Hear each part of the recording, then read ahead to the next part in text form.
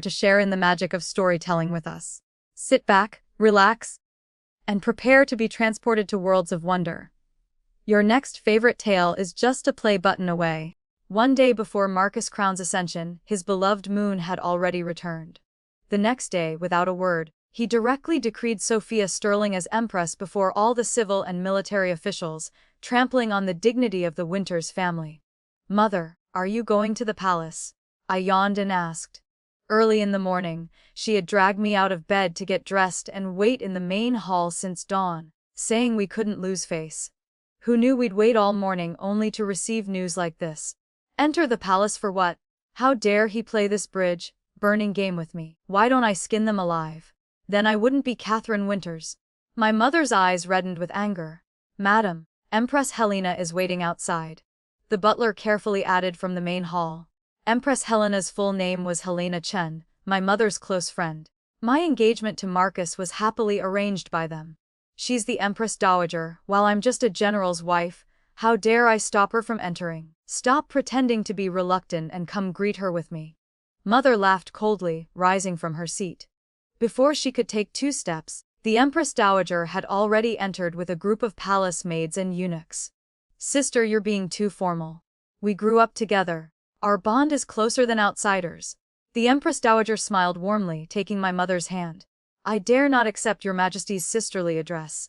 Please be seated, Your Majesty." Mother withdrew her hand and bowed. I followed suit. Seeing this, the Empress Dowager sighed helplessly and sat in the main seat. This matter is indeed Marcus's fault. Without informing the Winters family, he arbitrarily decreed an empress.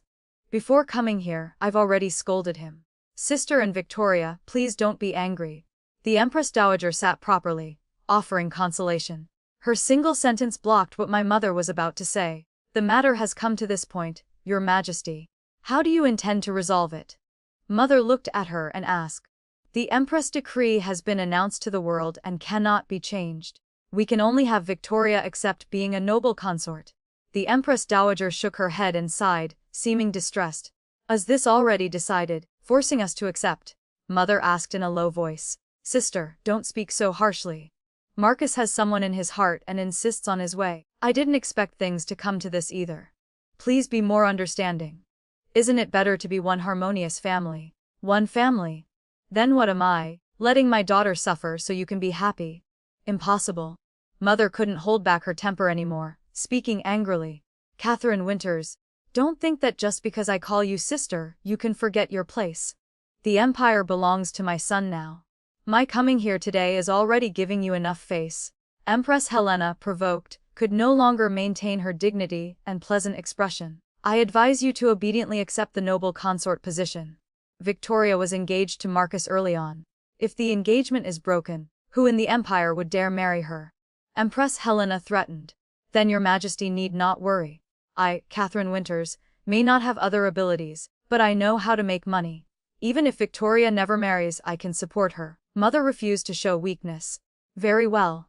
Catherine Winters, your family has contributed greatly to Marcus ascending the throne, but don't think we can't do without you.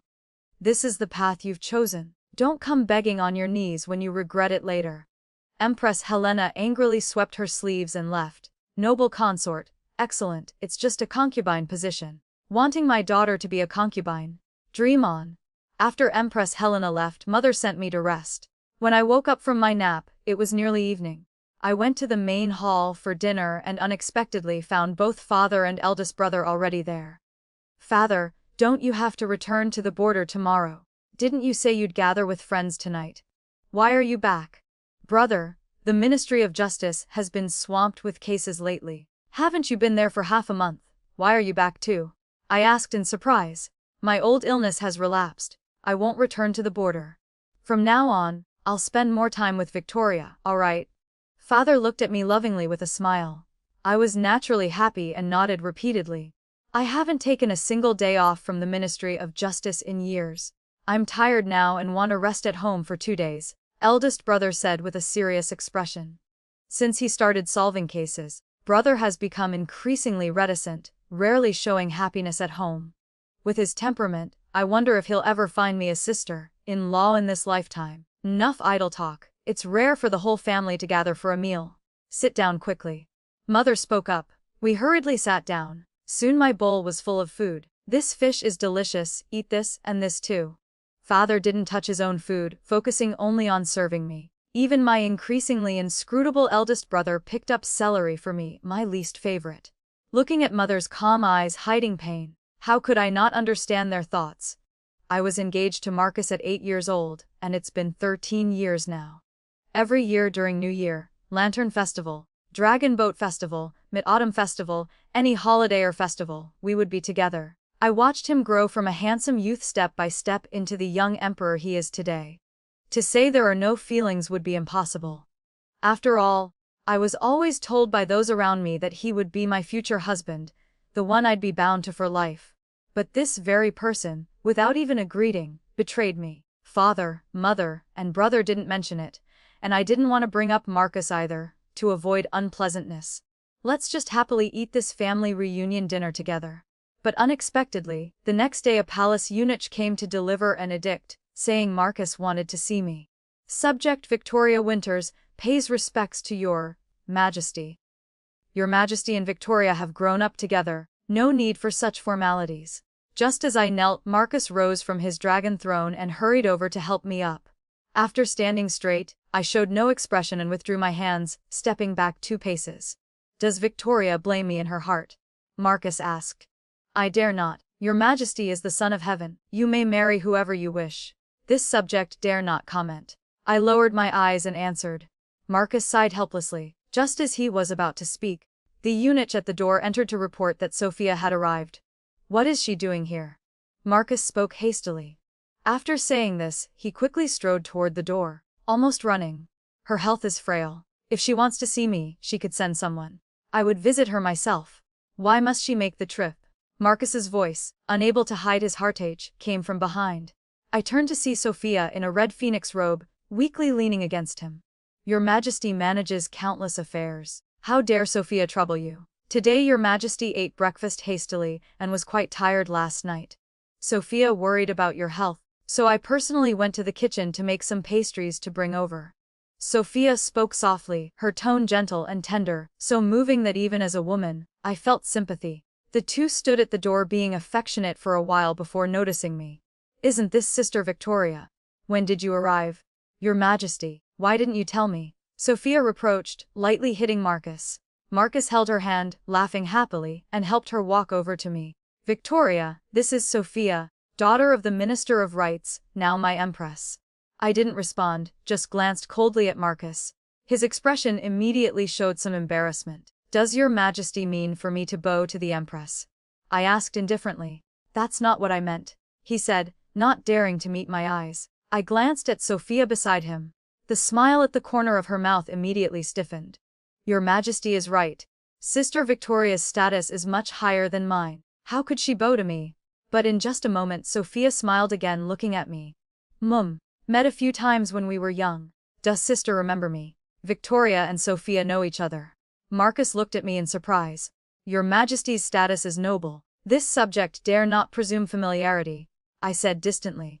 My father was the Grand General who protects the nation, first rank, specially appointed by the late Emperor. Her father was just a 5th rank administrator.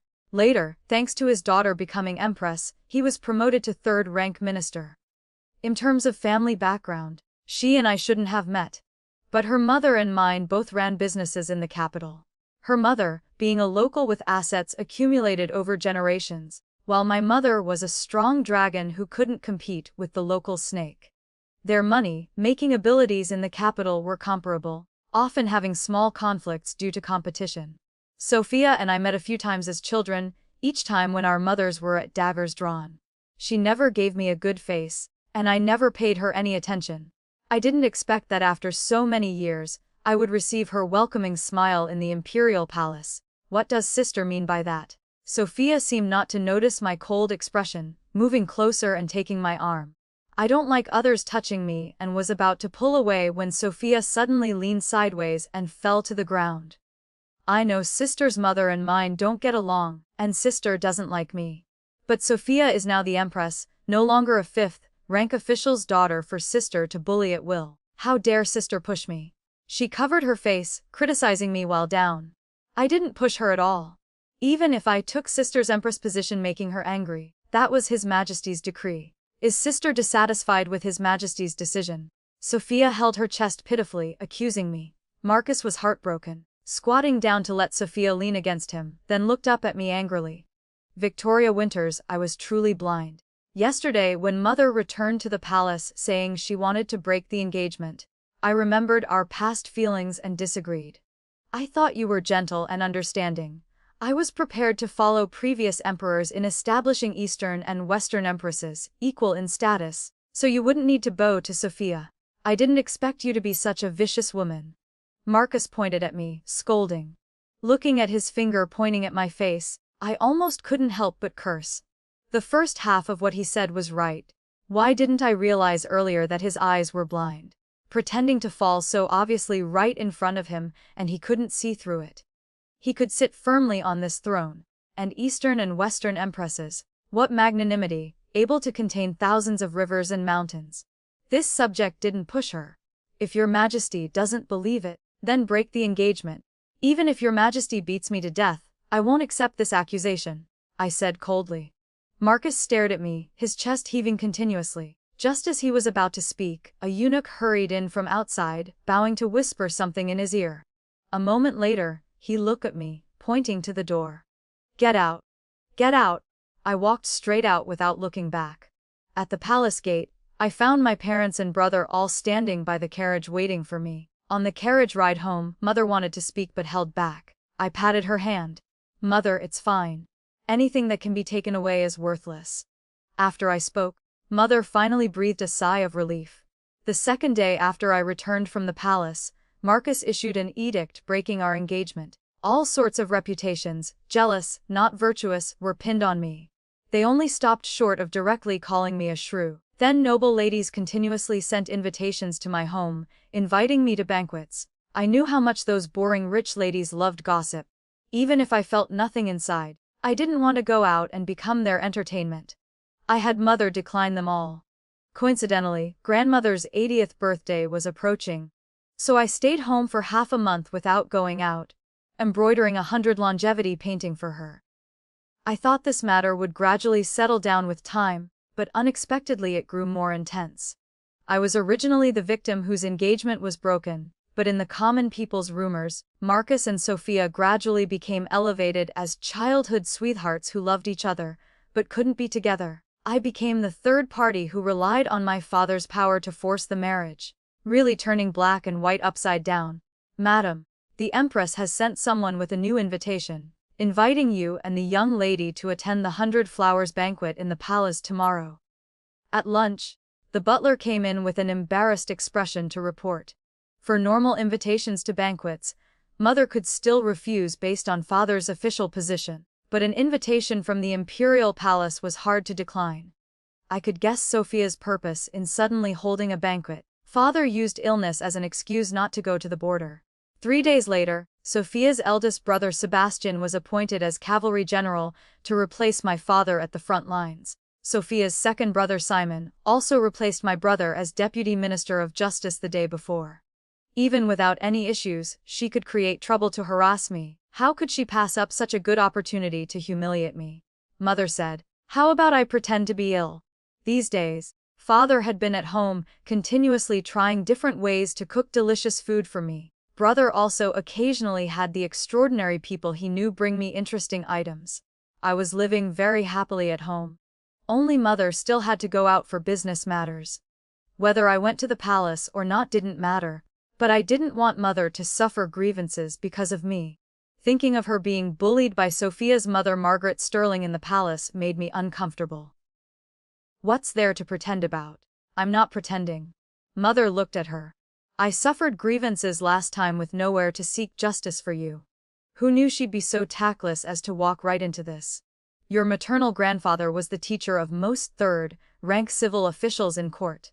Your maternal grandmother is the daughter of Jonden's richest merchant. Your father commands 800,000 troops. I have shops everywhere. Except for being bullied by Margaret Sterling in the capital, where haven't we crushed them to dust? If Helena Chen and Marcus dare let that Sterling girl bully you, I won't let them off easy either. Mother slammed the table and stood up, She seemed to have been suppressing anger for a long time. "Madam, don't be angry, don't be angry." Father quickly stood up to pat Mother's back. "Mother doesn't need to be so angry. The Sterling family will soon court their own destruction.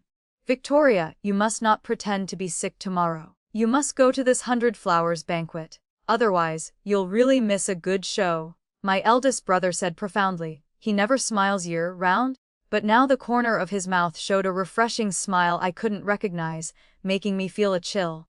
My brother's words have never failed to come true. The next day, Mother and I entered the palace. We arrived late to the 100 Flowers banquet. When we arrived, basically all the family members of officials third rank and above in the capital were already there. As soon as we entered, we were stared at by mocking or pitying gazes, but when they saw clearly the clothes and jewelry Mother and I wore, only envy and admiration remained in their eyes. "This eunuch leading the way has worked hard. Here's a reward." Mother casually threw out a South Sea pearl. The young eunuch quickly caught it, knelt down to thank her. After the ceremony, he didn't leave but continued following behind us. His manner suggested he wanted to serve us throughout. Not only him, but the other eunuchs and palace maids in the Imperial garden also seemed eager to move, creating an atmosphere that made many around us red-eyed with envy. "Isn't it just some filthy money? What's there to show off?" I glanced at the woman who spoke. She was the wife of the Minister of Revenue, who usually had close dealings with Sophia's mother Margaret Sterling. "If you have the ability, reward them too. Usually so stingy you can't even give a gold ingot. Where do you get the face to claim her in front of me?" Mother contemptuously glanced at her. "What, you? A mere wife of a third-rank minister dares to show authority before me? Not even showing respect, do you want to defy the law?" The minister's wife pointed at Mother, so angry her mouth twisted. She pointed at Mother wanting to say something, but the words stuck in her throat and wouldn't come out. All right. The weather is so nice today, it's not worth getting angry over small matters." A gentle voice like a breeze came over. Without looking up, I knew it was Margaret Sterling. She wanted to be a peacemaker, but that depended on whether my mother agreed. Indeed, birds of a feather flock together. I really shouldn't get angry with beasts. "What did you say?" Margaret Sterling's expression immediately changed. "Nothing. I just really like seeing how people can't stand me, but can't do anything about it." Mother smoothed the ruby on her head and pulled me toward the banquet, not even bothering to look at them. "What empty official positions, just a bunch of waste. Let's see how long you can remain proud." Before the banquet began, that minister's wife sat 2 or 3 seats away from Mother, spitting as she spoke. Her status didn't allow her to sit there, but because of her relationship with Margaret Sterling, Sophia had adjusted her seating. "Where is that dog barking?" Mother casually said without even turning her head, but it made the minister's wife so angry she almost flipped the table. Seeing this, I finally felt completely at ease and sat down beside Mother to watch the palace maid's present delicacies. My heart gave Mother a thumbs up. I was too shallow and had underestimated Mother's combat power. Soon music started and the banquet began. Those around us were all flattering Sophia and her mother, praising her eldest and second brother's abilities. Their words subtly put down our family to elevate the Sterlings, making Sophia and her mother so happy they almost lost their bearings. Mother and I turned deaf ears, focusing on eating the food before us. "Mother, this shrimp isn't as good as what Father makes." "I think so too." Mother nodded in agreement. While Father and Mother were chatting happily, we were suddenly interrupted. "Victoria, why haven't your father and brother left the house for over 10 days? Are they unwell?" I turned to see it was Sophia's cousin, Diana Sterling. "So what? Can't we talk because we have mouths? Haven't you heard all the rumors in the capital?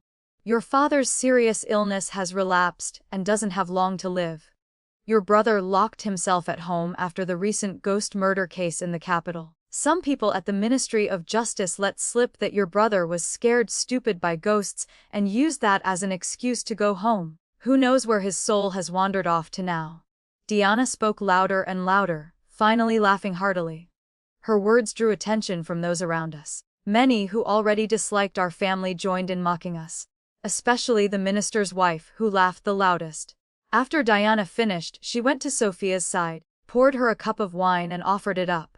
Your Majesty's eldest brother is the cavalry general protecting our country outside, truly a great hero. Your second brother is the Deputy Minister of Justice, bravely taking on cases for the people.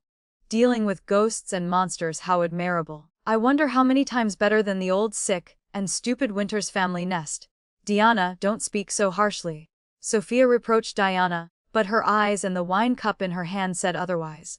The minister's family members nearby who understood all began criticizing our family. Mother listened silently without speaking, memorizing in her heart all those who spoke ill of father and brother. All right, everyone return to your seats. Margaret Sterling timely stood up and came to Mother's side. She liked to pretend to be good in front of others, and now she had reason to put on an act.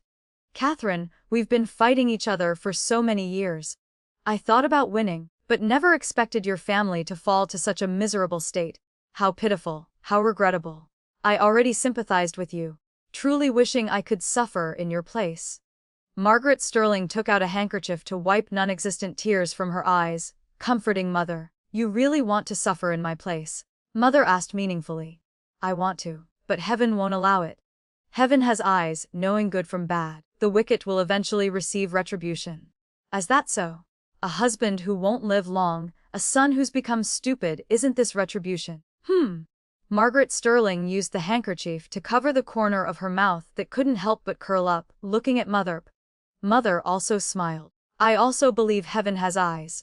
When I go back tonight, I'll worship heaven properly. The smile on Margaret Sterling's lips stiffened. She looked at Mother in disbelief. Have you gone mad? Would I go mad? Mother's lips curved slightly. Just as she finished speaking, a eunuch outside hurried in, gasping for breath and shouting, Your Majesty, quickly summon the Imperial physician. General Sebastian Sterling has collapsed outside the city, unconscious. He was just carried into the palace by the city gate guards. Right after, another servant ran in. Madam, you must return home immediately. Young Master Simon fainted while investigating a case and woke up, calling everyone father. He's driven the old master to vomit blood. What are you saying? Margaret Sterling couldn't believe it and rushed toward them. General Sebastian is seriously injured and was just carried to the palace gates. He needs an Imperial physician urgently, or his life may not be saved. The eunuch gasped and quickly added, Madam. The second young master seems to have been scared stupid. The servant's face was slapped hard by Margaret Sterling before he could finish, the force leaving a large red mark. Spreading nonsense. Not even basic manners from the Sterling family. Margaret Sterling pointed at the servant, scolding. The servant held his face and quickly knelt to apologize. This servant misspoke. This servant deserves death. Madam, please return home quickly. The young master fainted and scared the old master to death, frightened badly. Hearing this, Margaret Sterling's expression improved slightly. She turned to look at Sophia, who was hurrying over. Sophia, Mother doesn't need to worry. Brother, I'll take care of him. He'll definitely be fine. Otherwise, I'll have the entire Imperial Medical Academy buried with him. Sophia held Margaret Sterling's hand. Margaret Sterling was reassured, tears in her eyes as she patted Sophia's shoulder, then turned to leave with the servant. But when she saw Mother and me calmly eating and drinking, she stopped. Catherine Winters. She gritted her teeth looking at Mother. Who's calling me? Mother looked around, finally turning to Margaret Sterling with a surprised expression. Why haven't you left yet? Your son has fainted, aren't you going home to check? Why are you calling me? You. Margaret Sterling took a deep breath, closing her eyes before opening them again. My son risked his life for the country and collapsed outside the city, just brought back to the palace, life and death unknown. As an elder and former general's wife, don't you have any conscience or concern? You still have the face to sit here eating. Margaret Sterling spoke in one breath, nearly fainting from anger. The minister's wife and others who were close to Margaret Sterling took this opportunity to speak ill of Mother, fawning over Margaret Sterling to help her catch her breath.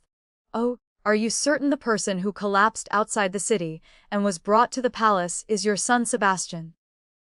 Didn't His Majesty send him to the border? How is it that without His Majesty's decree, he returned to the capital on his own? That's desertion, punishable by death. Am I remembering wrong?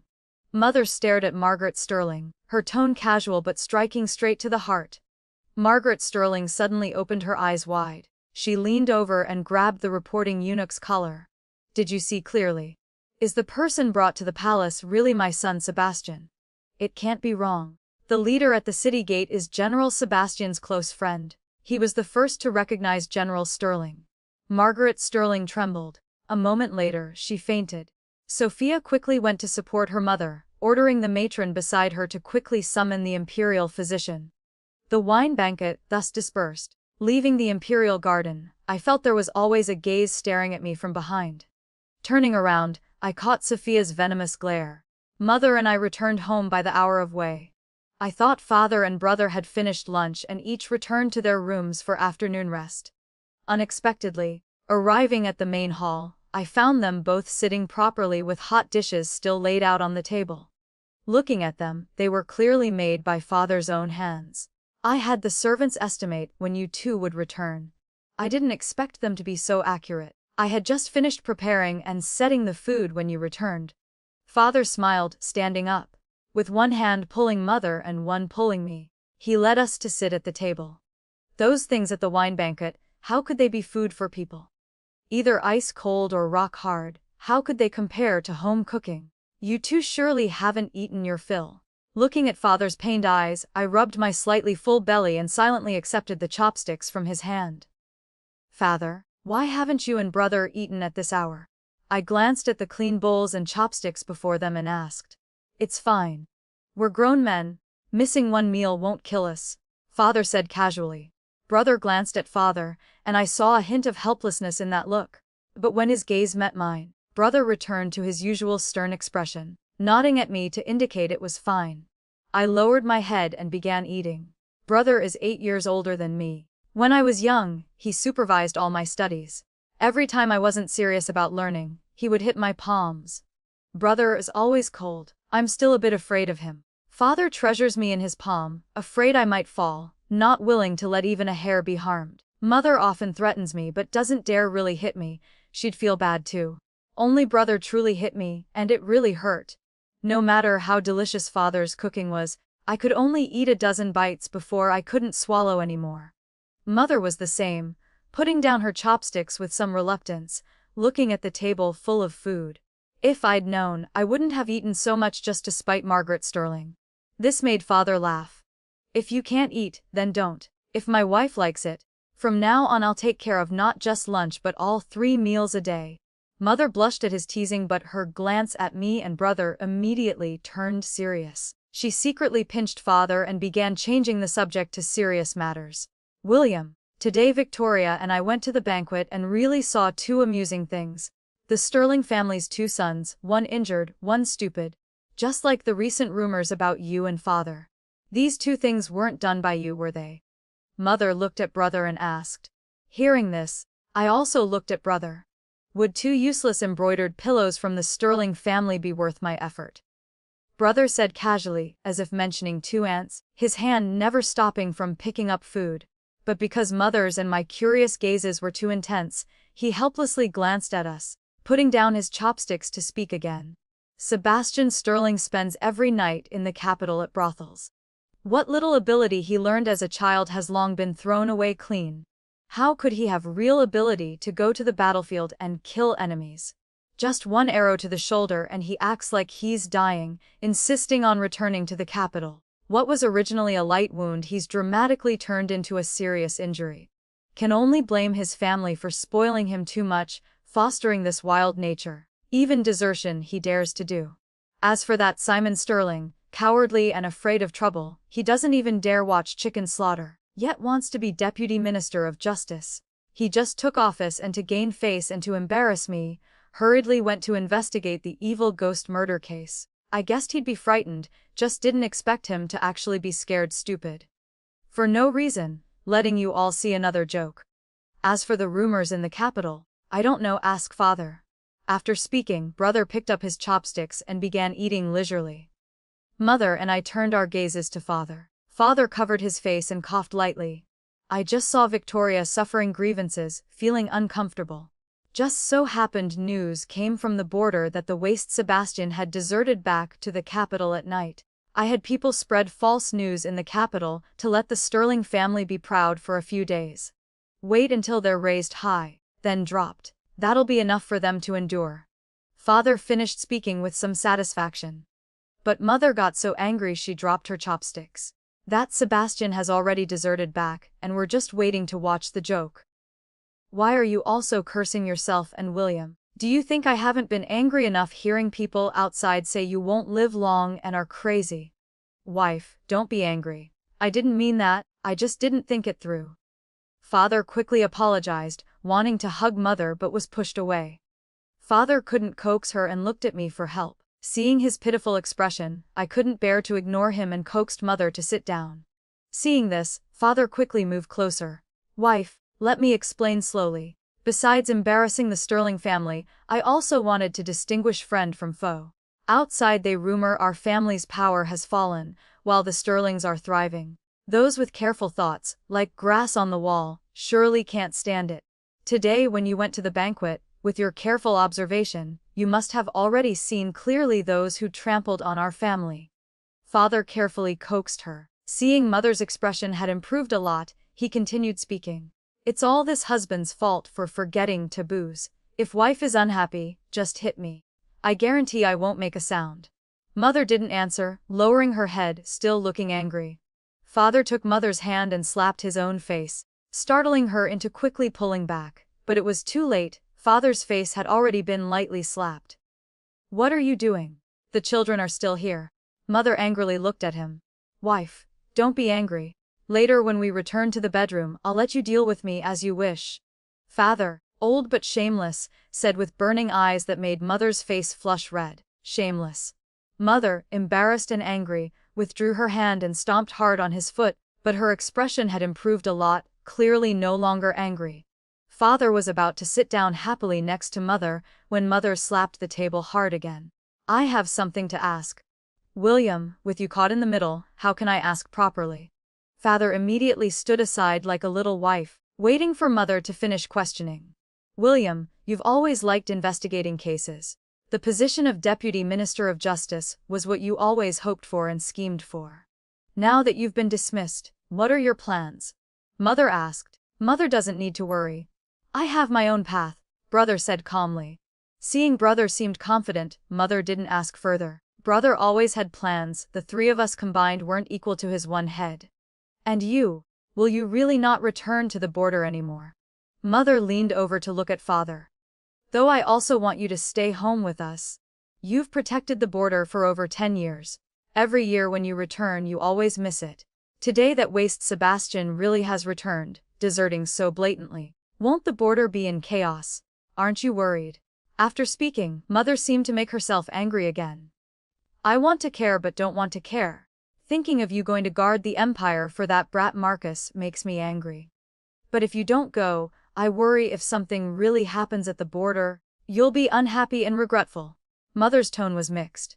Wife doesn't need to worry. Father smiled, taking mother's hand, then turned to look at me who was frowning with worry, patting my head. Victoria doesn't need to worry about father either. Someone is already helping me guard the border.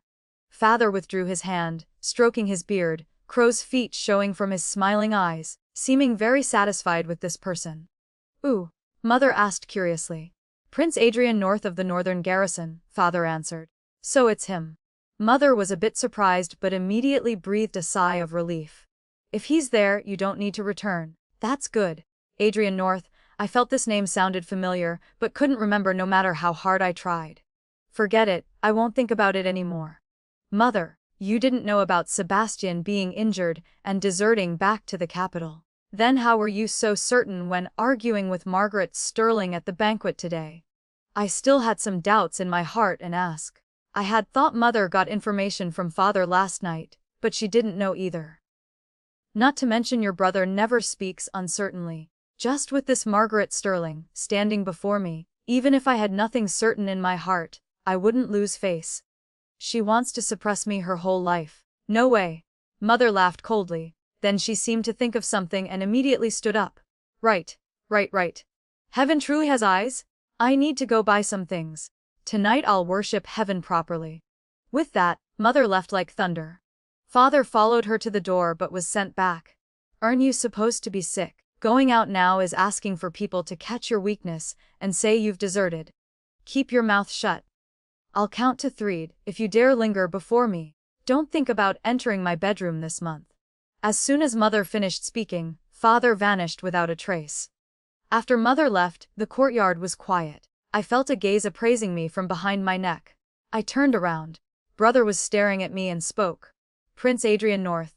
I looked at him doubtfully. Seeing me like this, something flashed in Brother's eyes. Nothing. Go back to your room and play. I trusted him. News of Sebastian disregarding the border citizens and military morale to desert back to the capital spread. Almost all military officials in court jointly submitted memorials cursing him, while demanding Marcus punish him severely. But somehow Sebastian managed it. Marcus didn't punish him, only confining Sebastian at home for 3 months. This made the military officials quite angry, calling His Majesty muddle-headed. Even Sebastian was scolded as a male concubine. But these were private discussions. But precisely because they weren't said openly, combined with military officials' lack of restraint with crude language, it sounded even worse. As for those civil officials, each one with tongues like arrows, their memorials flew into the palace like snowflakes. Not a single word actually scolded those two, but the meaning in their words made Marcus and Sebastian unable to hold their heads high. Sebastian was scolded so badly he didn't leave his residence. Marcus as emperor couldn't avoid it, could only thick-skinned continue listening. They say the teacups in the Imperial study had to be changed several times. Each day's fresh delivery was smashed before long. As for that Simon Sterling, he seemed truly scared stupid. According to the Sterling family, Simon grabbed anyone in the courtyard regardless of gender, calling them all father, but wouldn't call his actual father father. This angered Minister Sterling so much he vomited blood. Minister Sterling had people treat him, but the Imperial hospital said they could only slowly nurse him. When he figured it out himself, he'd recover. The capital was full of gossip about the Sterling family. Margaret Sterling initially still went out to check on shops, but later also closed her doors. It had been nearly a month, but this was convenient for my mother with no opponents. Her shops made quite a profit. She was happy every day. Madam, the Minister of Revenue's wife has come seeking an audience outside. At noon, I was practicing martial arts in the courtyard with Father when the butler suddenly came to report. Mother, sitting at the stone table under the tree drinking tea, frowned upon hearing this and asked, "What's she here for?" "She says she's come to apologize, madam." "Apologize?" Mother scoffed. "The sun truly rises from the west." Just when Margaret Sterling hasn't been out dancing around, I was getting bored. "Tell her to come in. I want to see what trick she's playing." The butler acknowledged and went out. Soon after, the minister's wife followed him in. As soon as she saw Mother, she smiled so wide her eyes disappeared, approaching closely. "It's only been a month since we met, but Madame's complexion has gotten even better. And this young lady too, oh my, such a delicate little face, how beautiful. Just looking makes one's heart happy." She not only complimented Mother, but seeing me there, grabbed my hand too, praising endlessly. "If you have business, speak." Mother knocked away her hand that was on me, speaking coldly. The minister's wife's expression immediately paled, but she still held back from erupting. Soon she changed back to a smiling face. "Previously, I offended you many times, madam. It was my fault. I hope you'll be magnanimous and not hold grudges against this petty person. Today I mainly came on my husband's orders. The Revenue Department wants to borrow some money from you, madam. But please be assured, the borrowed money will be repaid with principal and interest after next year's taxes are collected." "Why not?" The minister's wife smiled, her attitude extremely humble. Mother's attitude was no longer as poor as at first. "Borrow money? What money? Though the border often has wars and the national treasury isn't very abundant, it shouldn't need to borrow money from a merchant like me, should it?" Mother asked doubtfully. "What you say is indeed true." The minister's wife looked around, and seeing no outsiders, spoke again. "His Majesty wants to expand and renovate the southern palace. When he tours in spring he can rest there." Mother frowned. "No money? How can you have no money? Not to mention your maternal family, just the shops you've opened in the capital alone must earn quite a bit." The minister's wife got a bit heated, anger faintly visible between her brows. Mother looked at her and smiled. "The money I earn all gets spent on clothes and jewelry. You saw in the palace too. I spend money very wastefully. I've never had the habit of saving money. Mother lied without batting an eye. That's right. Why come to me for a loan instead of Margaret Sterling? Right after Mother spoke, I remembered she still didn't know about that gossip. Some time ago, when Mother was touring estates near the capital outskirts, Margaret Sterling and the minister's wife had a fight in the capital. Apparently the minister's wife badmouthed Margaret Sterling, trying to join another group, and happened to be overheard. Margaret Sterling also closed her doors after that. Looking at the minister's wife's increasingly dark expression, I quickly whispered the matter in Mother's ear. Mother raised an eyebrow. When she looked back at the minister's wife, there was more disgust between her brows. The minister's wife immediately couldn't smile anymore. "Catherine Winters, what are you looking at? I'm still a third-rank official's wife after all. How can you despise me like this?" She spoke angrily. "Despise? I'd be doing well not to scold you. What I hate most are two-faced, three-minded people. If it wasn't you who betrayed Margaret Sterling, I'd want to mock you a few more times. See the guests out. I have no money to lend. Go find someone else. If you don't believe it, have the Minister of Revenue report to His Majesty and let His Majesty personally come talk to me." With that, Mother pulled me back to her room. The minister's wife wanted to follow, but the butler had people hold her back and escort her out. Just ascended and already thinking of pleasures. Before, why didn't I see he was this type of person? If not for the late emperor's 6 sons being worthless, and him being engaged to Victoria since childhood, in the end, Father and I wouldn't have pushed him onto the throne. Mother entered the room speaking angrily. I couldn't help but think of the time when the late emperor was about to pass.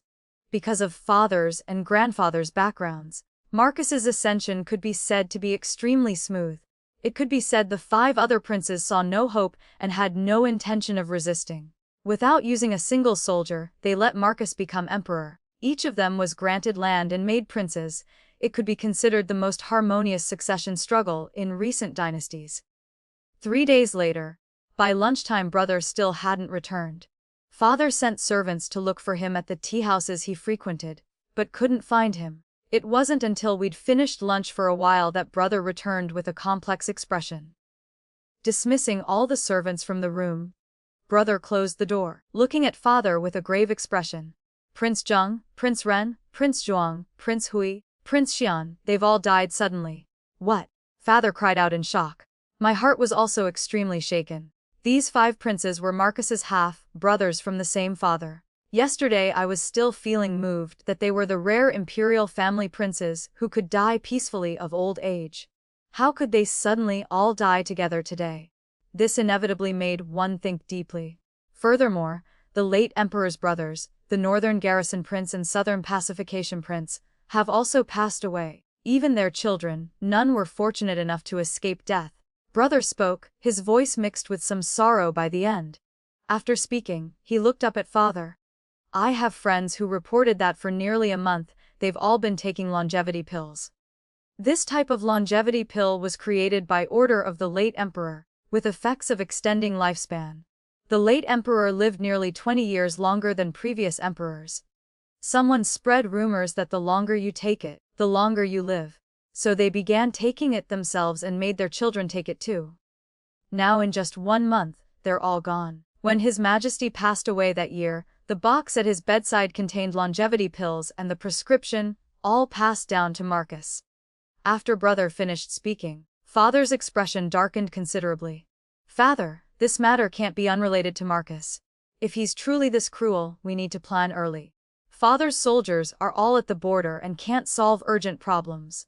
Though father holds the Tiger Tali and has prestige from years of military achievements, plus grandfather's influence, Marcus won't dare openly move against us. But hidden daggers in the shadows are hard to guard against." Father nodded. He clenched his fists, turning to go to the study.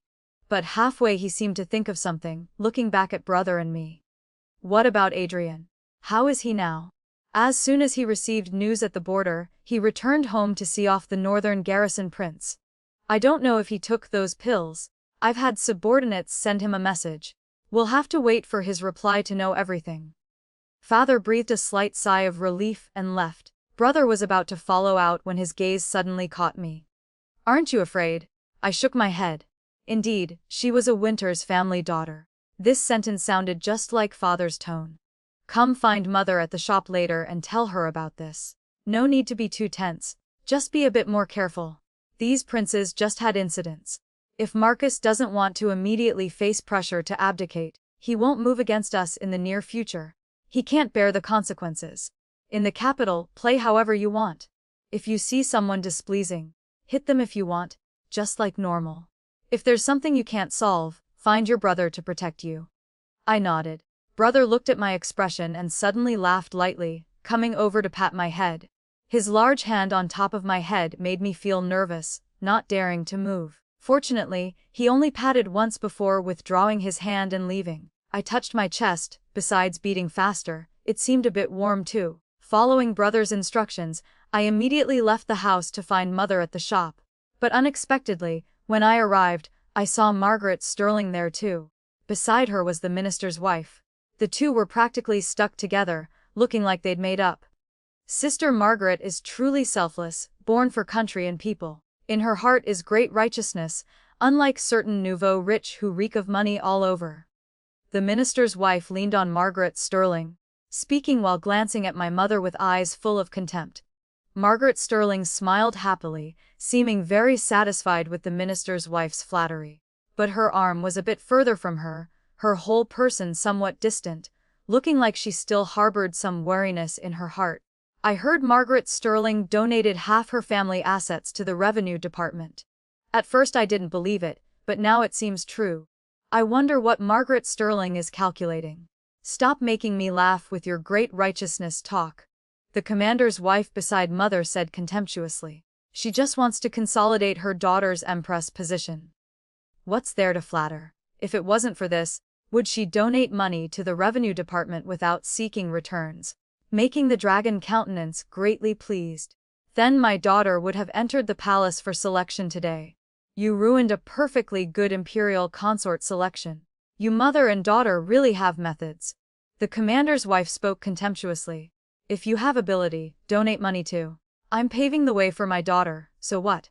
Now in His Majesty's harem, only my daughter is empress with no consorts. If you dare be disrespectful to me again, I'll have my daughter petition His Majesty to send your commander husband to some desolate place outside the capital to be an official. Margaret Sterling, perhaps having endured too much frustration over the past month, lost her usual composure after one sentence and became unbearable. Oh, what are you proud of? Just a fifth-rank official's family promoted without any foundation, showing off before me with a bit of money. You say have your daughter petition. I'm still waiting for her to speak. Let me see what His Majesty will do after she speaks. The commander's wife wasn't afraid at all. Margaret Sterling angrily raised her hand to grab her hair, but the commander's wife was taller and stronger.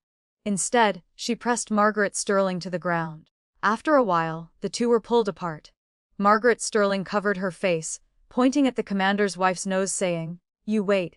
With that cruel remark, she was supported out by the minister's wife. The commander's wife stayed beside my mother. Haven't had a fight like this in so long, truly refreshing. Oh, I almost forgot the main business. Mrs. Winters, what new jewelry has your shop received? Take it out and let me see. She looked at mother sideways. Mother had the shop assistant bring out the 3 most expensive and fashionable jewelry sets. She gave them directly to the commander's wife as gifts. Seems you and she really don't get along, the commander's wife said in surprise. Whoever makes her unhappy makes me happy. Mother smiled. The commander's wife didn't refuse anymore and accepted them. When leaving, she continuously promised that if she met Margaret Sterling again, she'd hit her every time she looked displeasing. After she'd gone far, I looked at mother still smiling and asked, "Why is Margaret Sterling so miserable now? How can everyone trample on her?" Though the commander position was assistant second rank, higher than theirs by 1 level, Sophia was still the empress after all. Though the commander's office rank isn't high, their family is one of the 5 great established families. Mainly because Marcus gave up his backing. His maternal family was just a 5th-rank official, not helping his background. After he ascended, he betrayed Victoria. Victoria lost her father and grandfather, 2 major powers. Plus this year he cancelled the selection, so these families' daughters couldn't enter the palace. No minister would favor him for benefits. The people he can use are extremely few. If the commander's wife spoke to His Majesty, she certainly wouldn't dare. But dealing with Margaret Sterling, she still has excess strength. With Marcus's current situation, even if he wanted to, he couldn't deal with such an established family over a few words whispered in Sophia's ear. Mother analyzed for me. After she finished, I digested for a while.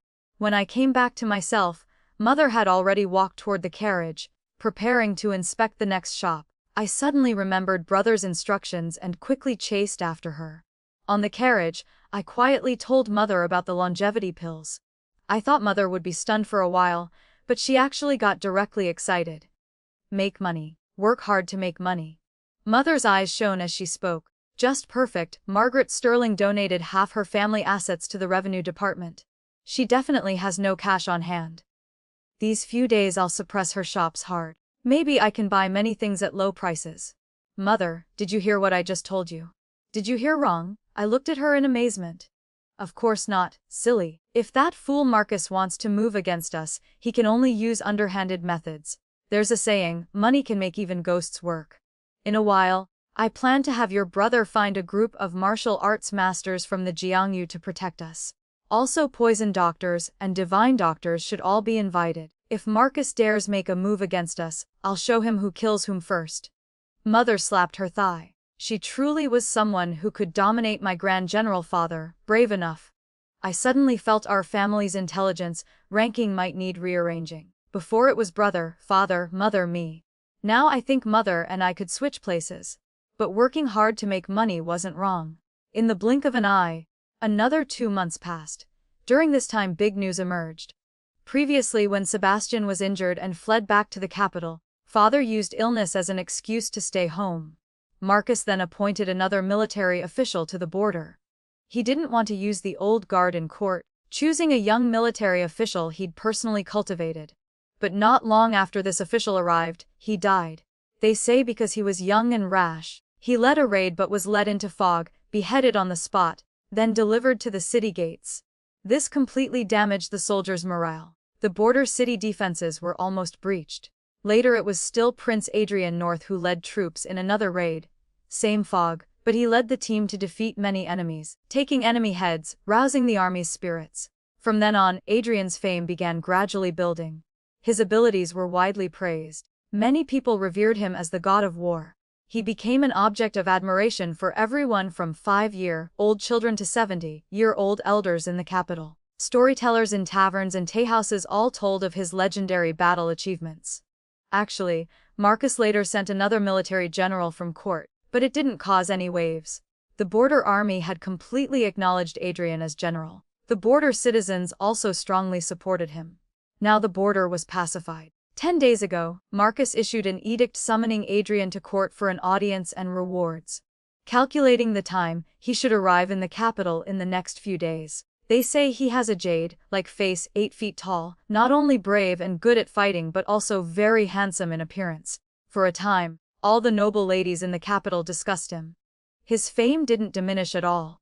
These past 2 days when I went out, I could hear his name everywhere. I was getting sick of hearing it. Victoria, is there anything you want lately? I have so much money I don't know where to spend it. Mother sipped tea and asked. No, I don't. Mother will take you out for a bit. I quickly waved my hands and headed for the door.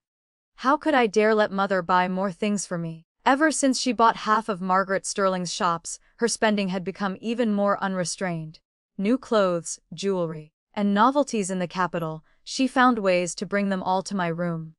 My room couldn't even hold them all. We had to clear out 5 or 6 empty rooms specifically to store these things. Those clothes and jewelry I probably couldn't wear even once in a year. I didn't dare let Mother buy more, too wasteful. A few days ago I went to the bookstore to buy the serial novel I'd been following. It was sold out. The shopkeeper said new stock would arrive today. I went out specifically to buy it. These days I just eat and sleep and eat, truly a bit boring. Luna, do you want candied hawthorns? Seeing a candied hawthorn seller passing by not far away, I asked the girl beside me. The girl was one of the extraordinary people Brother hired with money. About my age, a few months younger than me. Shorter than me by a bit, with a thinner build, she looked like a 12 or 13-year-old girl. But her medical skills and poison techniques were both superb, especially her ability to escape. She had a great reputation in the martial arts world, having successfully escaped pursuit by the #1 martial arts master. Brother kept her by my side not to protect me with martial arts, but hoping that when in danger, she could help me escape without a trace. That would count as keeping me safe. Luna shook her head.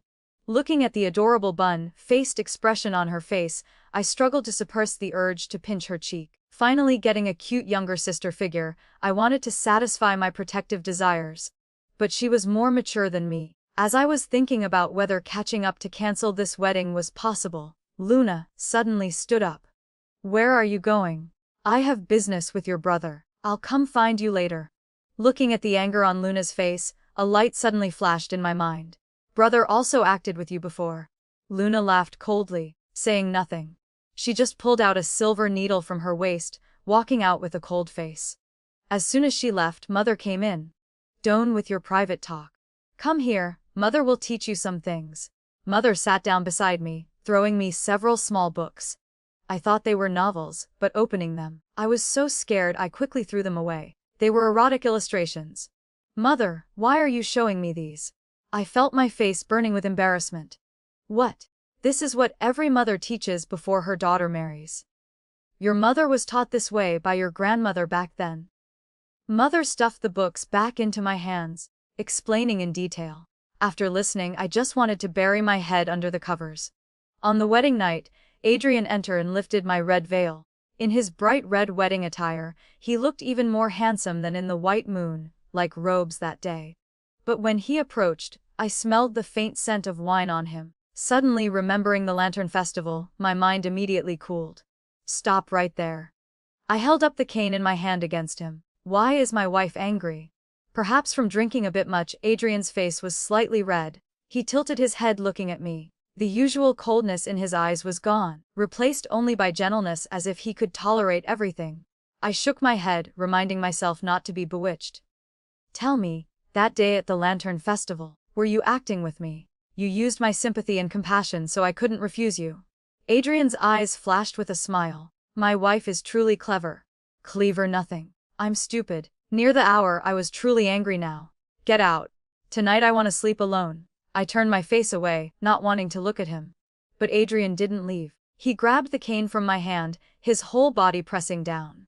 "What are you doing?" I angrily pushed him.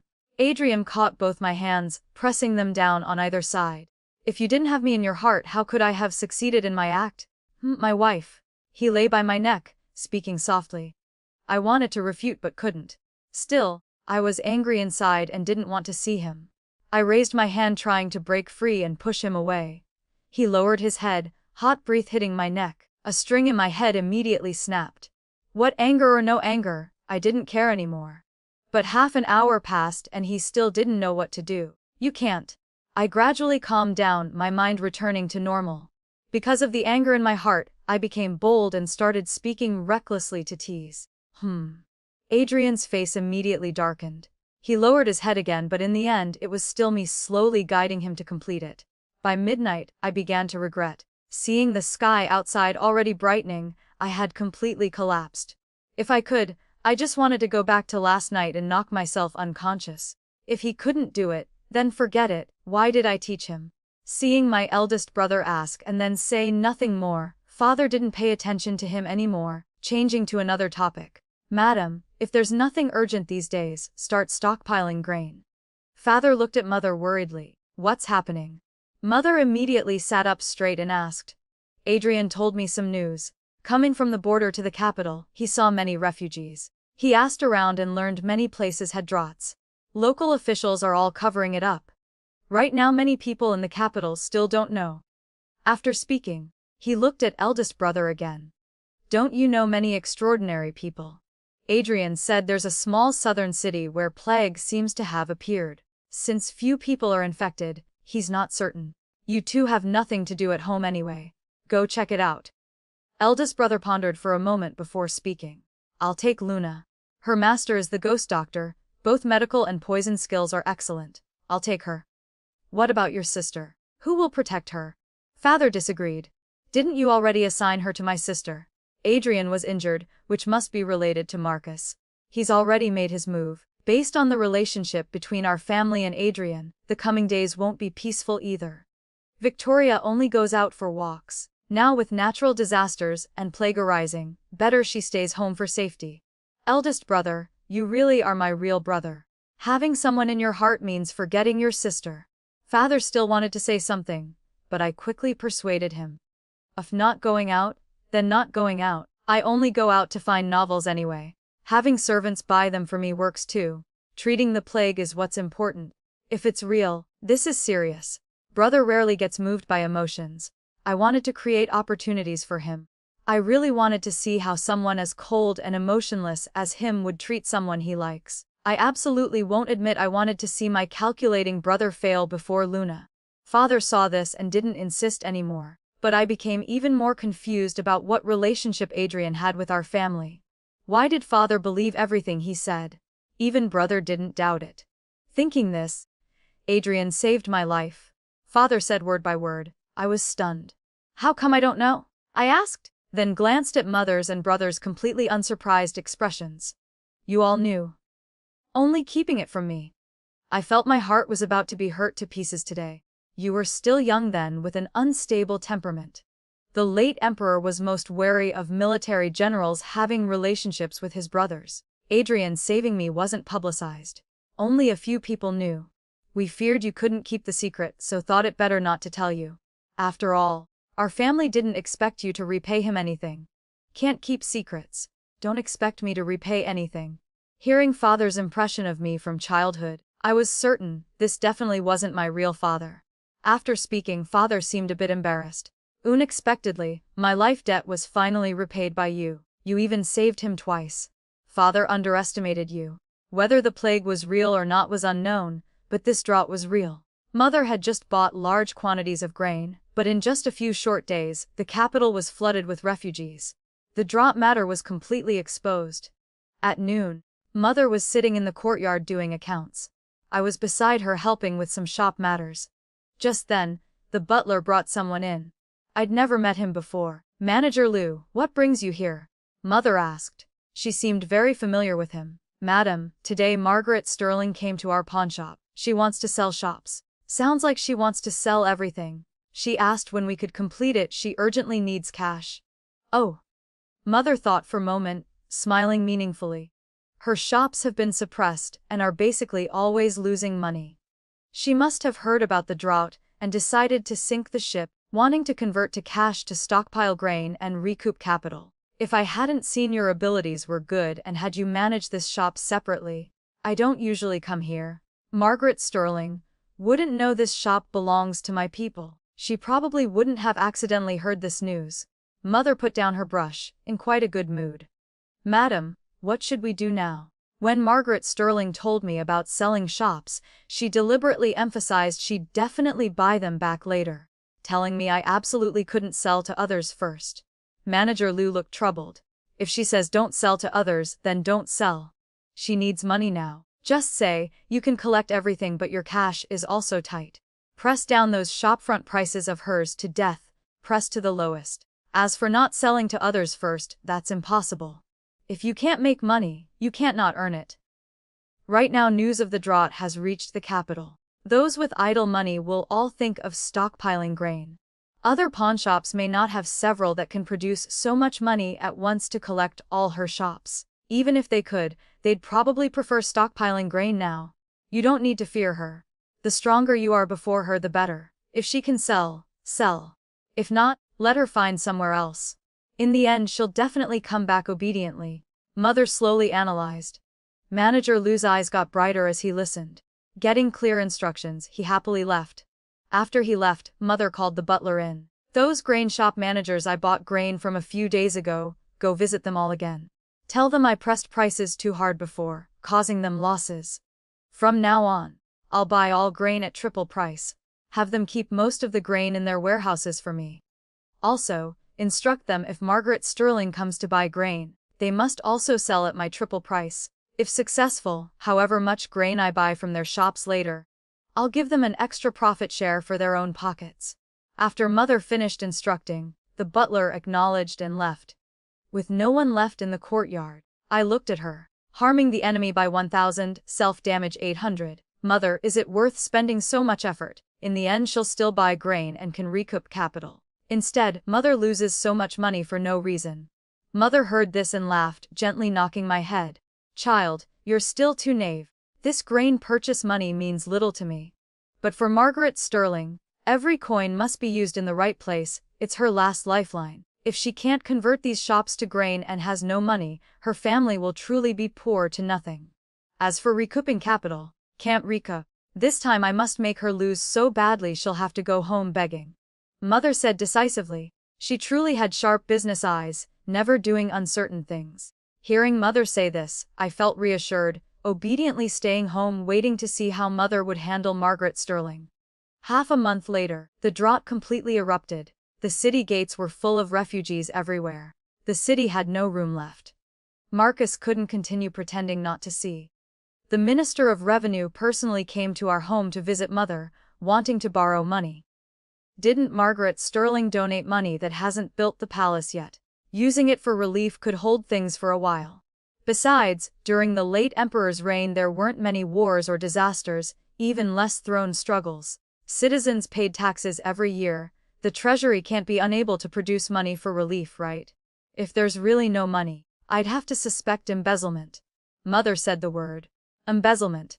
And the Minister of Revenue's expression changed dramatically. He didn't even maintain surface courtesy anymore, directly sweeping his sleeves and leaving. This money, mother naturally wouldn't lend again. Mother, if the Revenue Department really can't produce money, won't we really not help? I asked. Of course not. Your grandfather could be revered as Jiangnan's richest merchant, not just because he had lots of money, but more importantly his benevolent heart. The family motto is, when successful, help the world, when poor, perfect yourself. During the late emperor's reign through several droughts and floods, your grandfather donated lots of money each time. This also earned him a good reputation. Many people he helped later helped him back, allowing him to become increasingly wealthy. Your grandmother also often reminded of the family motto. She regarded it as golden rules. I remember it well in my heart. But this money I must donate, absolutely cannot donate to the Revenue Department, to Marcus. Otherwise, who knows whose pockets it'll end up in by the end. Mother said mockingly. Then who to give to? I asked doubtfully. Adrian, he'll be fast. Ministers in court will continuously petition Marcus to choose someone for relief. If he truly has no money in hand, he'll give this most difficult task to the person he fears most. When the time comes, I'll directly give the money to Adrian. It'll also save me running around buying grain, saves me lots of work. Mother rubbed her temples. Earlier I heard Adrian entered the palace for an audience, but was kept in the palace by Marcus. I was still racking my brains, thinking how he'd save himself from the palace. Didn't expect it would be an opportunity like this. Recently everyone in the family was very busy. Father practically lived in the study, not even coming out for meals. Mother was busy with shop and grain matters, coming and going continuously every day. Brother was still in the south investigating the plague. Only I, besides occasionally helping mother process some shop matters, had nothing to do. Thinking too much, I couldn't sleep at night, so I put on clothes and went to the garden for a walk. But unexpectedly, just as I left my door, I saw a figure jump over our wall. I quickly chased after them. Seeing the person about to run out of the mansion, I picked up a stone from the ground and threw it. Stop! I shouted loudly. The person easily dodged the stone I threw but stopped at the corner, not jumping over the wall to escape. Where did this thief come from? I was scolding the black-clothed person in front when they turned around, pulling down their mask. By moonlight, I clearly saw his appearance. It was Adrian. I immediately couldn't scold anymore. His cold appearance was truly fierce. Aren't you supposed to be in the palace? Why are you at my home in the middle of the night? I asked in surprise. Looking for your father to discuss something. I carefully recalled the direction he'd come from. Indeed, it was toward father's study. The atmosphere suddenly became a bit awkward. Oh, if there's nothing else, go ahead. I pointed at the wall. But he didn't move. Is there something else? I lowered my head and asked. His gaze really always looked at people as if carrying knives. My eyes wandered around everywhere. Suddenly I saw a familiar white handkerchief in Adrian's sleeve. This is... I stepped forward 2 steps, pulling it out from his sleeve. Adrian raised his hand wanting to stop me, but was a step too late. I pointed at the cloud embroidered on the handkerchief and asked, "Why are you hiding my handkerchief?" A girl's belongings being held by an outsider made me a bit angry. I suddenly looked up at him. At this moment, looking into his eyes, I wasn't afraid. Instead, Adrian's gaze showed some panic, but he immediately calmed down, casually speaking. "It's your handkerchief, but I'm not hiding it. You gave it to me." Impossible. How could I give such a private item to a foreign man? "This was 5 years ago in the mountain cave. You used it to help reduce my fever. You left in a hurry and forgot to take it. 5 years ago." I looked at the fabric by moonlight. Indeed, it wasn't current. The handkerchief edges were slightly yellowed, clearly an item from years ago. "Then you still shouldn't carry it on your person. If outsiders saw it, would I still have a reputation?" Actually, the handkerchief only had an ordinary cloud pattern embroidered on it. If others found it, they wouldn't think of me. I just thought of saving him when young and being scared by him, then growing up saving him again and being scared by his cold face. I always felt wronged inside. My fault. He admitted so quickly I couldn't react.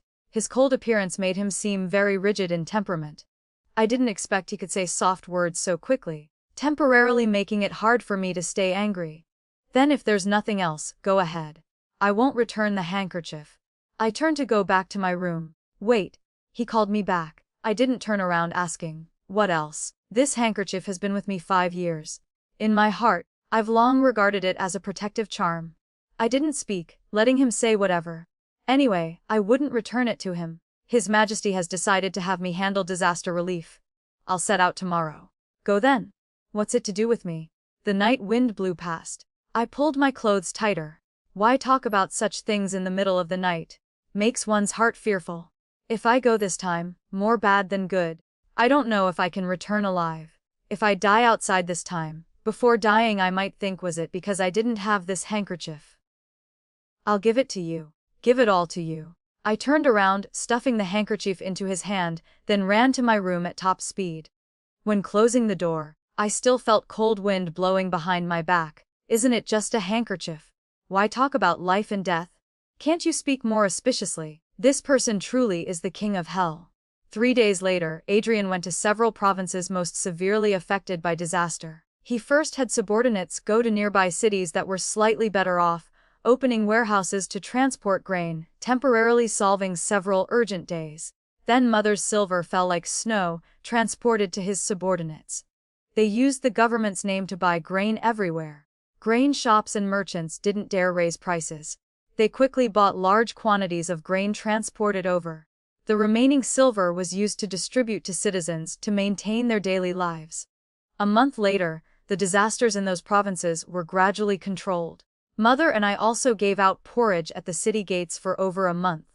The refugees outside the city went from endless crowds before our eyes to today's mere dozens. Most of them, if they could survive, didn't want to leave home. So after Adrian controlled the disasters, most chose to return home. Mother gave each person willing to return 10 towels, enough to support them until they got home.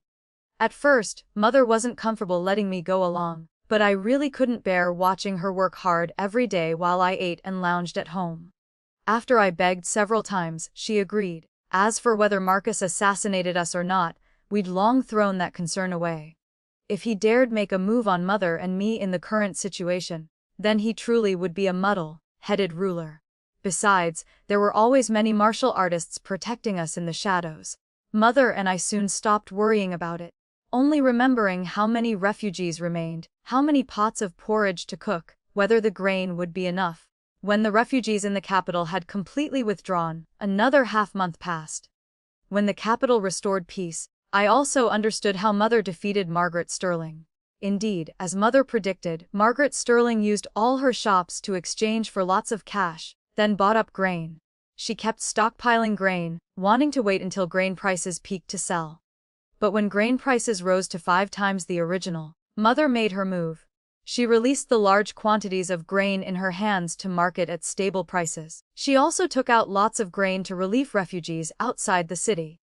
This temporarily caused many grain hoarders to feel regret.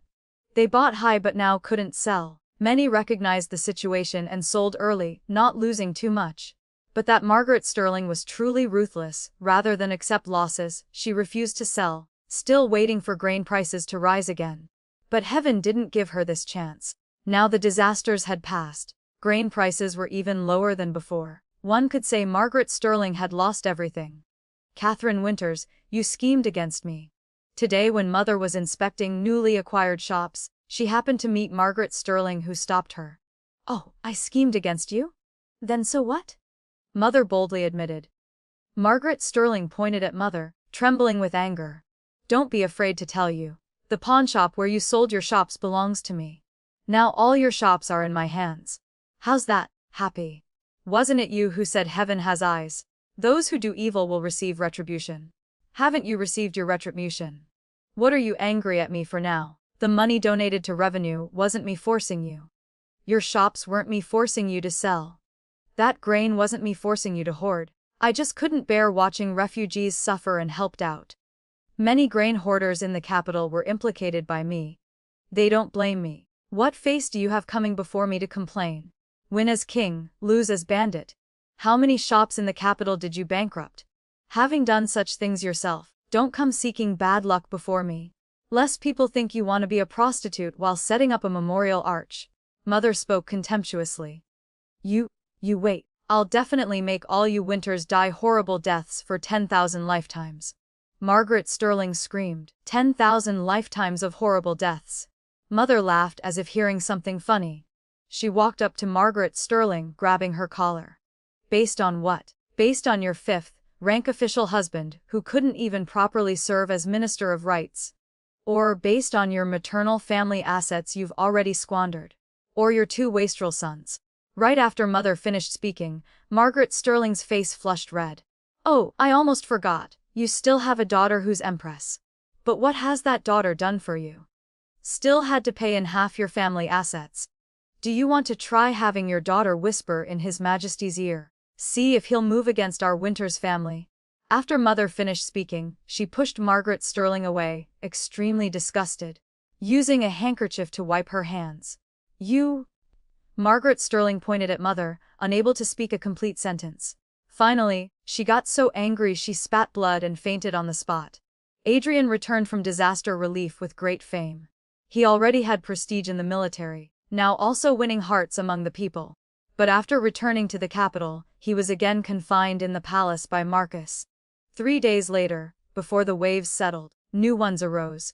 The capital and surrounding cities suddenly had plague outbreaks. Initially it was a guard at the palace.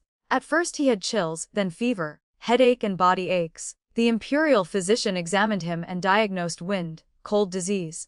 But after prescribing medicine, not only did his condition not improve, he began vomiting and having endless diarrhea. A few days later he died. The imperial physician who examined him and those who had contact with the guard also began showing similar symptoms. The head of the imperial hospital immediately determined this wasn't wind-cold but plague. Father heard the rumor and immediately wrote to Brother. But unexpectedly, just as Father's letter was sent, Brother had already returned. Father told Brother about the capital's situation. Brother immediately confirmed the plague in the capital and the plague he encountered in the small southern city were likely the same type. Such coincidental timing, simultaneously appearing in the capital and several surrounding cities. I suspect someone is poisoning from afar, Brother guessed. But Luna has already tested the prescription for treating this plague in the small southern city. I've also learned some experience dealing with this type of plague. No need to worry.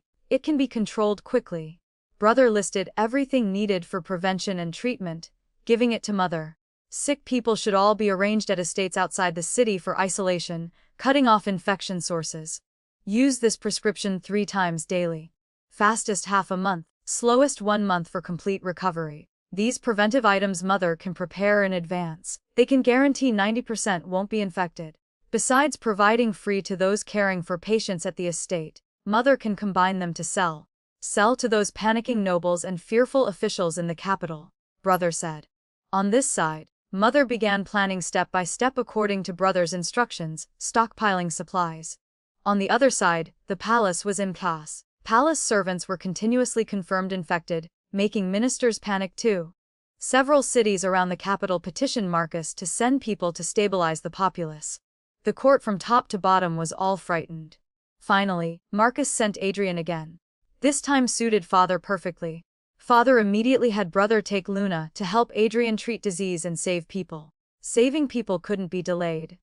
Adrian followed brother's method, having him write out plague prevention methods, then copying many versions to send to officials in several cities around the capital. The capital also gave a copy to the head of the Imperial hospital. Then the three of them, each wearing protective clothing, rode through the night to the city furthest from the capital. Starting step by step to supervise and help, people in the palace had the Imperial hospital managing. For citizens in the capital, Mother gathered the sick together, sending them to estates outside the city, and gave prepared protective suits to doctors treating illnesses and those caring for patients. Fortunately discovered early, not many were infected yet. In just 2 days, all patients in the capital were sent away. Though the head of the Imperial hospital said, following this prescription, treatment would take at most a month for recovery, time hadn't arrived yet. People not seeing effects were still panicking. Many came to Mother's shops to buy plague prevention packages. Mother told everyone not to panic. All families with plague patients in the capital were isolated at estates outside the city. Neighbors around them, Mother also gave free plague prevention packages. As long as they carefully prevented, there would be no problems. But many still wanted to buy. They feared those people wouldn't protect themselves and go out, infecting them, so they insisted on buying. Mother couldn't persuade them and didn't bother anymore. If you have money to spend, Mother won't stop you. A plague prevention package cost 5 taels of silver. Mother sold at cost price. Because Mother didn't raise prices due to plague. Those merchants and wealthy households who previously hoarded grain but lost money because of Mother had much better attitudes toward her. They no longer pointed and gossiped behind her back. For those officials in the capital Mother had good relationships with, she gave 1 portion each. For that commander's wife from one of the 5 great families, Mother also gave according to the number in their household. The rest who didn't speak ill of our family at that 100 flowers banquet, Mother sold for 5 taels. The remaining ones who once trampled on us, 1 portion for 1,000 taels, take it or leave it. Mother implemented a real, name purchase system for plague prevention. Each person could only buy 1 portion. If you buy for others, you won't have any. Want money or life, your choice. Family members of those officials who spoke ill of our family all came to buy plague prevention these days. They looked at Mother grinding their teeth, but had to smile and pay hundreds of times market price to buy. Very satisfying to watch. About another day passed, and Margaret Sterling came with 4,000 taels in silver notes. Mother didn't accept. You're not like others. Each person in your household 10,000 taels. Based on what? Isn't your daughter the empress? Your family is naturally more noble than others. Take it or leave it. Don't block my business. Margaret Sterling cursed and left. The next day, she came with 40,000 taels in silver notes. Her whole person was soft. When handing over the money, her eyes were red as if she wanted to tear Mother apart. Margaret Sterling, how does it feel to have nothing? Mother smiled and asked. To buy plague prevention packages, she finally sold that grain. But grain prices weren't high now. In total, she only sold for over 20,000 taels. Apparently the remaining money she borrowed. Sophia didn't have any. She went home and sold everything valuable in the house, including heirloom jade, to barely scrape together enough. Margaret Sterling looked at Mother's smile and got so angry she vomited blood again, fainting on the spot. Adrian left for plague disaster relief and returned with resounding fame. His military achievements spread. He who already had military prestige now also had popular support. But after returning to the capital, he was again confined in the palace by Marcus. 3 days later, before waves settled, new ones arose. A week later, the Ministry of Justice and Punishment Ministry cooperated to investigate. Finding the source of this plague outbreak in the capital was old subordinates of Prince Jung deliberately seeking revenge for him. They intentionally scattered clothes and supplies from plague patients in the small southern city around the capital and several surrounding cities. A month later, the plague in the capital was completely controlled. After another month, surrounding cities were also controlled. Brother and Adrian prepared to return to the capital. At dawn, Mother groggily woke me. Mother covered my mouth, telling me not to make noise, leading me to the back door. I was surprised to find all the maids, servants, and attendants in our household waiting at the door. Brother had also returned. He and Luna sat on horseback. Adrian was also there.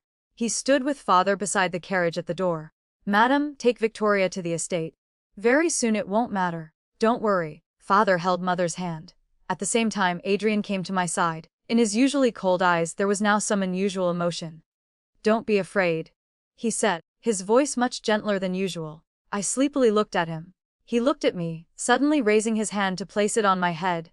I instinctively dodged. His hand hung in midair, slowly lowering. He reached into his chest.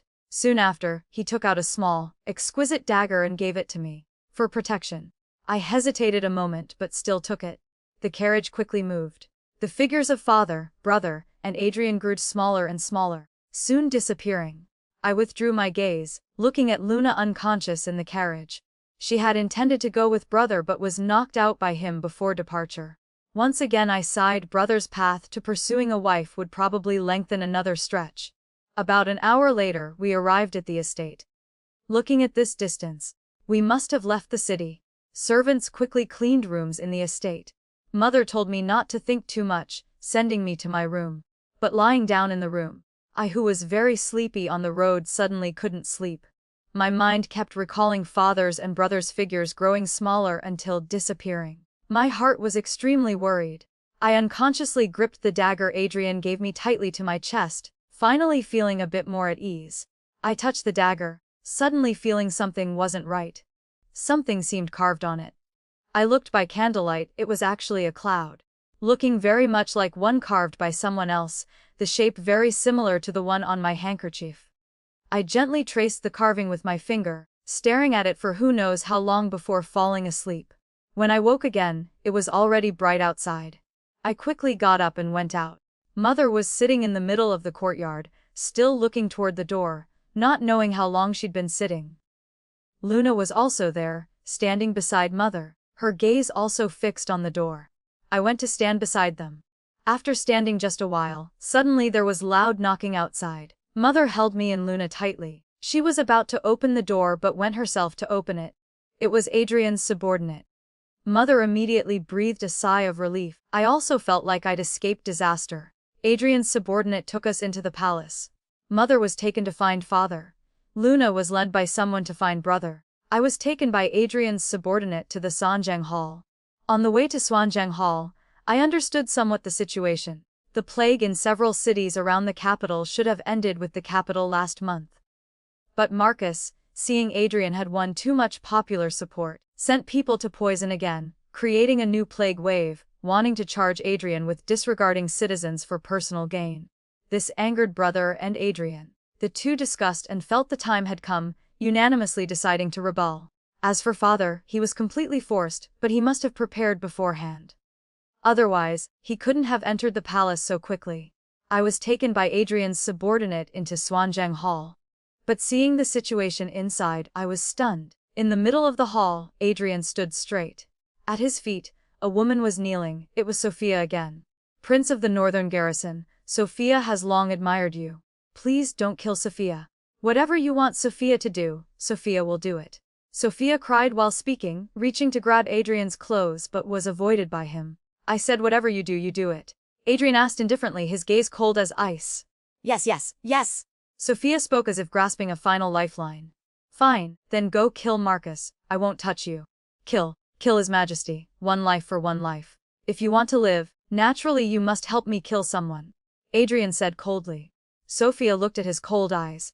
After a moment, as if making a decision, she whispered one word. "Agreed.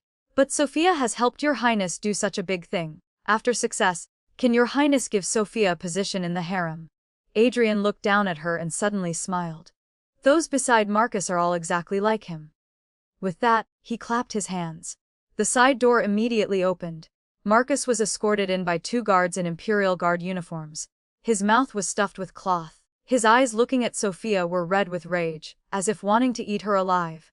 Seeing him like this, Sophia trembled all over. Adrian waved his hand. The guards released Marcus. He immediately rushed towards Sophia. Sophia fearfully kept backing away, wanting to hide behind Adrian. But Adrian had already moved aside, standing beside the dragon throne in the great hall.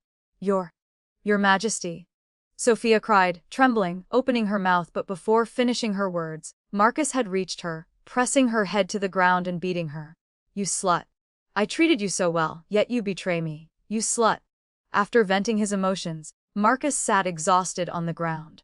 Perhaps knowing he would die here today, his face was ashen. But then his gaze accidentally swept to me standing at the door, immediately brightening. Victoria, you've come. You've come to save me, right? I know you treat me best. It's all my fault before. I shouldn't have listened to Sophia's instigation. If I hadn't married her, with your father, your grandfather, I definitely wouldn't have fallen to today's situation. Marcus looked at me, his expression crazed. He suddenly stood up wanting to grab me. Stop him! Adrian shouted. Marcus was pressed to the ground by 2 guards. Who let you bring her here? At this moment, Adrian strode to my side, sternly asking the subordinate who brought me here. The subordinate immediately knelt. Your Highness, forgive me. This subordinate thought you wanted to see Miss Winters immediately, so hurried here. Miscalculating the time. Tomorrow come receive 10 lashes yourself. Yes. Adrian's subordinate stood up and retreated to the side. Only Adrian and I were left looking at each other. Follow me. Don't run around. He looked into my eyes, speaking seriously. I unconsciously nodded. Adrian led me into the hall. Half of Marcus's right face was pressed to the ground. Seeing us enter together, rage nearly exploded from his eyes. You too. Victoria Winters, you don't know propriety, he shouted. Right after, Adrian kicked him in the chest. His back hit a pillar, spitting blood. Not knowing what to say, better not need a tongue, Adrian said coldly. Marcus curled on the ground, holding his chest, opening his mouth, but not daring to say another word. Adrian looked at him contemptuously. To those who asked, subordinate, where's Helena Chen, the Empress Dowager? Is she behind? Bring her here. Bring her. Soon after, Helena Chen entered in panic. Seeing Marcus lying in the corner of the hall, she screamed and rushed over. My son. My son. Oh, don't scare mother. Seeing Marcus open his eyes, she finally breathed relief. Adrian, my son, is the son of heaven. If you dare touch him, you'll be despised by all people. Helena Chen turned to look at Adrian, speaking coldly. Don't worry. Being despised by all people can only be him. With that, Adrian threw 2 daggers before them. I'm magnanimous. You've killed my father. 1 life for 1 life is enough. I won't kill both of you. Discuss carefully who will walk out this door today. If you want us mother and son to kill each other, dream on. Helena pointed at Adrian angrily. I'm only giving you this 1 chance. I'll count to 3. If you still haven't decided, then go to hell together. 3. Adrian slowly opened his mouth. If you want to kill, then kill. Why say so much nonsense? My son definitely won't kill me. We absolutely won't do as you wish. Helena hadn't finished speaking when Marcus stabbed her from behind with a knife. She turned around, unable to believe it. Looking at Marcus, Adrian suddenly turned, covering my eyes. Right after, I felt a large warm hand cover my eyes. Don't look. What scenes had I experienced that I'd fear this small scene? That year, his blood-covered appearance was much more frightening than Helena. I pushed his hand away. Adrian looked at me, a flash of regret in his eyes. Really shouldn't have let you stay. Me. You're the one who told me to stay. Now you want me to leave, you're the one too. Why do men's thoughts change so much? Mother, I'm sorry. You're already old. I still have many days to live. You might as well help me 1 more time. Marcus's voice came over. I looked at him, not daring to look straight at Helena's eyes. Trembling, she said. Helena's tears flowed. Then her face became fierce. She reached out to strangle Marcus but was stabbed several more times by him. Helena immediately collapsed, dying with eyes open. I truly underestimated your cruelty. I originally thought you only acted against your brothers and uncles. Didn't expect family affection in your eyes wasn't worth this much. Even your birth mother you could kill. Adrian spoke. Wasn't it you who forced me? Marcus said crazily. After speaking, he warily looked at Adrian. You won't go back on your word and not spare me, right?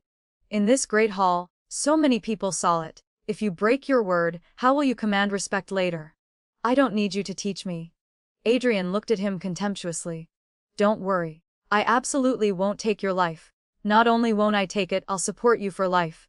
Pass the word. His Majesty knows his crimes are grave, voluntarily abdicating the throne to me. Soon he'll personally write an edict apologizing to the people. Empress Dowager Helena died of illness. His Majesty is heartbroken, thinking of her birthing grace. His Majesty decides to go to the Imperial tomb to guard Empress Dowager Helena's grave for life. Marcus, hearing this, looked at Adrian, eyes wanting to split. You're truly vicious. With that, he grabbed a dagger intending to stab Adrian but was pressed down by guards in time. Cut off one of his legs. Throw him to the Imperial tomb. Guard carefully, don't let him die. Every day he doesn't need to do anything, just kneel before his mother's memorial tablet to repent. Yes. Marcus was dragged away. Before leaving the Great Hall, his curses never stopped. He was gagged by guards and dragged away. 3 days later, Adrian ascended the throne. The matter of Marcus creating plague for personal gain was announced. Marcus was despised by the people.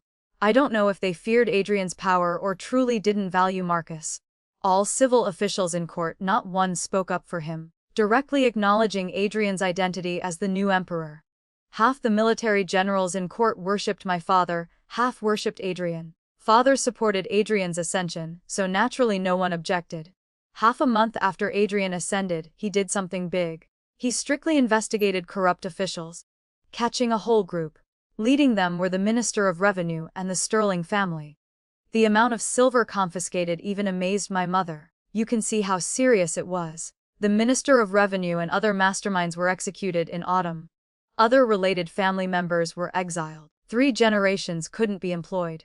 Margaret Sterling's family didn't escape exile. Initially, Margaret had shops in the capital. She wasn't greedy, but later was pressed by mother until she lost all family assets. Sophia, not wanting to embarrass herself before Marcus and Hannah, disregarding family safety, didn't give the 10,000 taels life-saving money to her. In anger, tempted by the minister's wife, Margaret also got involved, the matter thus settled. These days, mother was happy at home, giving rewards to household servants 3 times daily. Even shop assistants and managers in various capital shops all received a portion. Brother and Luna's relationship progressed rapidly recently, looking like there'd be good news soon. Mother had no opponents left in the capital. Bored, she one day pulled me aside asking if I had someone in my heart. Mother, didn't you say you'd support me for life? Why so quickly tired of me being at home?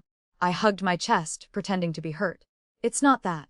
Look, now that Marcus is no longer emperor, no one mentions your broken engagement anymore. Mother thinks if you have someone you like, just bring them to discuss. Whether it works out doesn't matter. Anyway, your brother's marriage is almost settled. Just that it happened too fast. Mother doesn't feel any involvement, only got a daughter-in-law so easily. Mother can only rely on you. So it's because you don't feel excitement and want to find it from me. Mother has mother-child affection but not much. Then mother, seeing me at home, sent me out, saying how could I have opportunities at home. I left obediently. Soon the capital organized a lantern festival. Right after dinner, mother sent me out. I took maids and went everywhere eating and drinking. Seeing people releasing sky lanterns by the lake, I curiously ran over to join the fun. I'd never released sky lanterns before. But unexpectedly, when I arrived, I saw a familiar person. Adrian was also there. He looked up at the lanterns in the sky. His face showed no emotion, but around him seemed to be thick sadness surrounding him. I unconsciously approached him. Just coincidentally, he glanced and saw me. What a coincidence. I answered softly. Since meeting in the Great Hall, Adrian and I hadn't met for nearly a month. Meeting again felt like a lifetime had passed. Today he wasn't wearing his usual black clothes but white robes. In the moonlight, it felt like melting ice and snow, extremely charming. Being stared at by his gaze, I momentarily didn't know what to do with my hands. I didn't expect you still carry the dagger I gave you. Following Adrian's gaze, I looked down at the dagger at my waist. This dagger is more convenient than ones I used before. I'm used to carrying it. The dagger you gave is very good to use, I sincerely praised. He looked at me and suddenly smiled more brightly. Enchanted by his smile, I momentarily lost my soul. When I came to, I just wanted to slap myself. So old yet can't withstand a bit of beauty. You came here to release lanterns. I have things to do. Feeling a bit hot-faced, I awkwardly found an excuse to leave. But before finishing, Adrian interrupted. I came to release lanterns for my father. My mother died early. I'm an only child raised by my father. Now he's left me. In this world, I have no relatives left. I don't know if my mentioning sky lanterns triggered his sadness. He suddenly spoke sadly. The sadness on his face made me feel a bit guilty. Before I could speak, he approached me 2 steps closer. Only then did I smell a faint wine scent on him. He'd been drinking. Adrian stood beside me, his gaze looking toward the candied hawthorn cellar not far away. When my father was alive, he often bought candied hawthorns for me. By then I was grown and didn't like eating them. I'd often take one, bite it, then put it down. Later I feared even if I wanted to eat, no one would buy them for me anymore. He looked in that direction, smiling tragically. Seeing this, my heart felt even more uncomfortable. Thinking I'd triggered his sadness, I quickly walked toward the vendor, dropping a sentence. "You stand here, don't go anywhere, I'll buy some for you." Soon after, I ran back quickly, giving him the candied hawthorn. Actually, I had one sentence left unsaid. He looked at me, the emotion in his eyes even more intense. When my father was alive, he told me besides him, whoever is the second person to buy candied hawthorns for me, I should marry as a daughter-in-law. His topic changed so fast I was frightened into dropping the candied hawthorn. As it fell from my hand, Adrian caught it, bringing it to his mouth for a bite. "Will you be my empress?" Adrian stared at me, his gaze passionate. I was so scared I turned and ran. When I got home, my head was still dizzy, not knowing how things suddenly developed to discussing marriage. The next morning, at dawn, Mother dragged me from bed saying Adrian had come to propose. I was stunned. About an hour later, Adrian left our home. Mother called me to her bedroom to interrogate me with Father. "Good for you. I told you to go out daily finding someone suitable, but you didn't go. Turns out you already had someone in your heart. I raised you and your brother so big, don't I deserve to eat some of your emotional melons? This one, that one, all secretly settling life's big matters. Really don't understand your mother at all." Mother interrogated me, but her words went more and more off track. I wanted to cry but had no tears to explain. Adrian and I really had nothing before. Mother fundamentally didn't believe, she said when she asked Brother and Luna about their situation before. Brother also said they had no relationship. Now Brother just hates he can't tie himself to Luna's back with rope. Every day, regardless of how far you've developed, I don't agree to this marriage now. Mother slammed the table. "Why?" Before I could speak, Father anxiously asked. "Adrian is 5 years older than Victoria, too old." Mother criticized. Father suddenly fell silent. After a moment, he quietly spoke. "I'm 9 years older than you. Will you also think I'm old soon? I'm talking about Victoria's matter now. Don't cause trouble for no reason." Mother warned Father. Father rarely confronted Mother for the first time. "You also said it's Victoria's matter. Ask what she thinks. You can't ruin Victoria's whole life because of your own thoughts." Mother habitually wanted to refute, but frowned thinking for a moment, then looked at me. "What do you think about this marriage?" How would I know what to think? Could I say Adrian insisted on marrying me because of a candied hawthorn and his father's words? "I don't want face. Madam, there's a guard outside saying His Majesty sent him to deliver a letter to the young miss. Accept it." While I was thinking how to answer, a maid from Mother's courtyard suddenly stood at the door reporting. "Accept? Why not accept?" The maid took orders and left. Mother turned to look at me. "Still passing love letters, yet you say you two have nothing." "It can't be a love letter," I said decisively. "Don't believe me. Give it to you to look at in a moment." He must have calmed down after proposing, regretting it. Feels his whole life shouldn't be casually promised. So now he's sending a letter telling me not to agree. I quickly said. Mother observed me for a while. I looked at her with sincere appearance. "Don't believe. Then just look." She slowly uttered 2 words. My heart suddenly felt blocked, very uncomfortable. "Then you just look." Soon the maid brought the letter in. I opened it in front of my parents to read. "This definitely isn't. What is this?" I looked at the flying dragons and dancing phoenixes in the letter before me. Vision going dark. First meeting was amazing, long time together moved my heart. Mother read word by word, glancing at me. Solid evidence still want to deceive me. In the end, this marriage still happened. The reason was when I opened my mouth to refuse, I found it very hard to speak. In my head, sometimes disturbed by the handkerchief in Adrian's hand that night, sometimes recalling his gaze, looking at me the morning of the palace coup, sometimes remembering the feeling when he covered my eyes in the hall that day. Even the dagger at my waist made me uneasy. Finally, Everything turned into his lonely, sad figure by the lake at the Lantern Festival, as if he was alone in the world. The next day, Adrian issued an edict establishing me as empress. Moreover, the edict said there would only be this one empress in the palace, no more consorts. For a time, many in court were unhappy. They still wanted to send their daughters to the palace. But Adrian that day had all ministers submit memorials. After court dismissal, he stood at the Imperial study door all day. No food, not even a sip of water. Later, whoever submitted memorials was treated this way. Gradually no one dared speak anymore. My wedding with Adrian was set for 3 months later. I set it, mainly because I still had some worry in my heart, wanting to use this time to adjust my mood. The night before the wedding, Luna came to visit me. I'd long regarded her as my sister-in-law, so told her all my heart's words. When Luna heard me tell about the Lantern Festival, her expression suddenly became indescribable, like sudden enlightenment. "What's wrong?" I asked doubtfully. "When men are drunk, 3 parts acting can make you cry." She gritted her teeth. I carefully pondered this sentence. After a while, I understood something. Adrian, was he acting? As I was thinking whether to cancel this wedding in time, Luna suddenly stood up. "Where are you going?" "I have business with your brother. I'll come find you later." Looking at the anger on Luna's face, a light suddenly flashed in my mind. "Brother acted with you before too." Luna laughed coldly, saying nothing. She just pulled out a silver needle from her waist, walking out with a cold face. As soon as she left, Mother came in. "Done with private talk. Come here, Mother will teach you some things." Mother sat down beside me, throwing me several small books. I thought they were novels, but opening them, I was so scared I quickly threw them away. They were erotic illustrations. "Mother, why are you showing me these?" I felt my face burning with embarrassment. "What?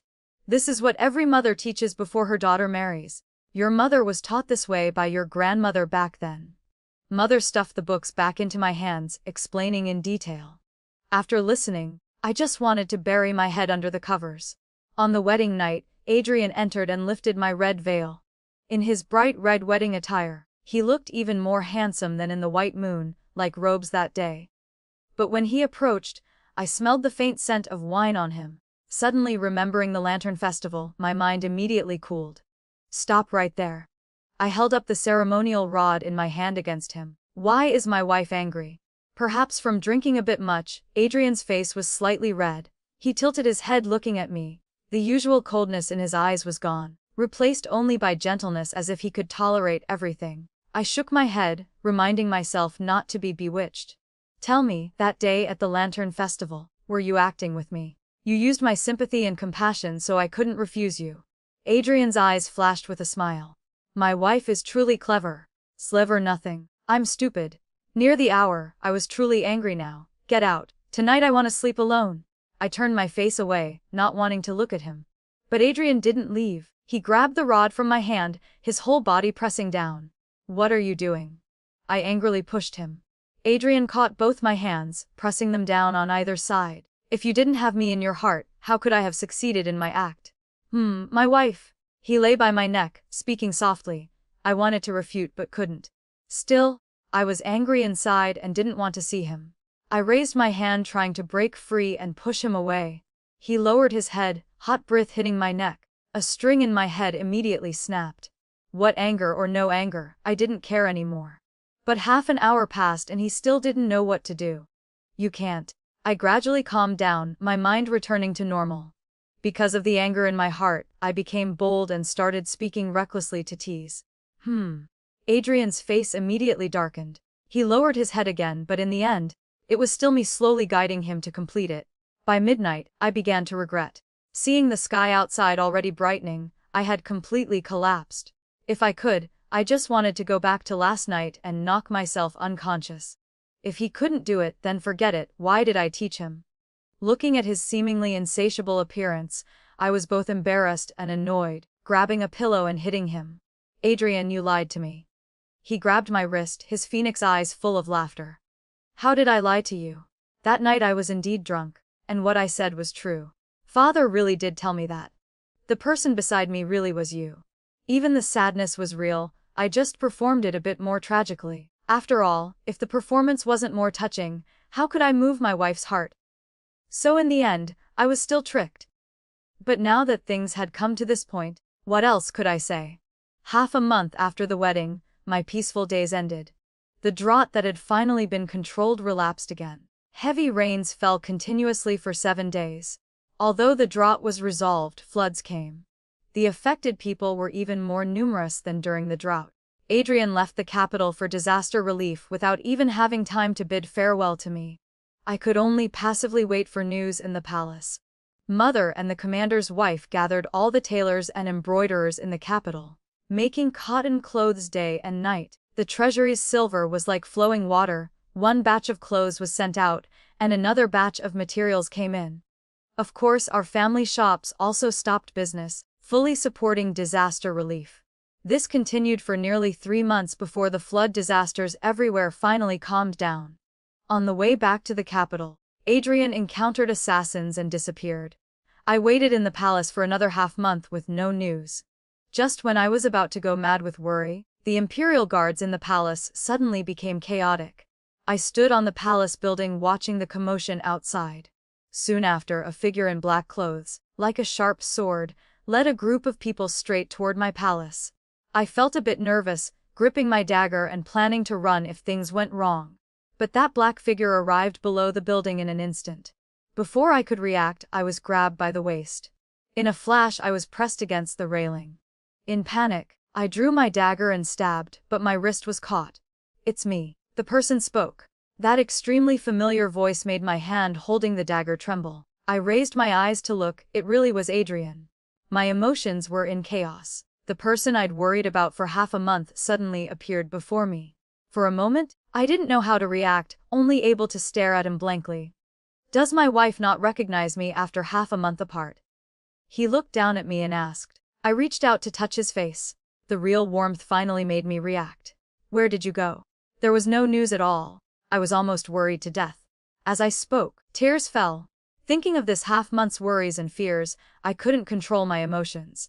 Using my free hand, I hit his chest. Adrian let me vent, holding me tighter. "Wife, don't cry anymore. It's my fault. There was indeed some trouble that delayed me on the road. But look, haven't I returned safely? What kind of trouble takes half a month to resolve?" I didn't believe it at all. Being ambushed, poisoned, then falling off a cliff, barely saved my life but lost my memory. If I hadn't seen this dagger and suddenly remembered you, I fear I really would have stayed in that mountain valley for life. Adrian placed my dagger before me. I saw the cloud I carved on it that day, not knowing when it had been carefully traced over, now showing particularly clearly. "Wife, from now on, wherever I go, I'll take you with me." Being separated from you for half a month felt like years of emptiness in my heart.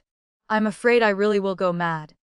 After speaking, Adrian held me tightly in his arms. At first, he still somewhat knew restraint, but later, seeing I didn't resist, his actions became increasingly bold.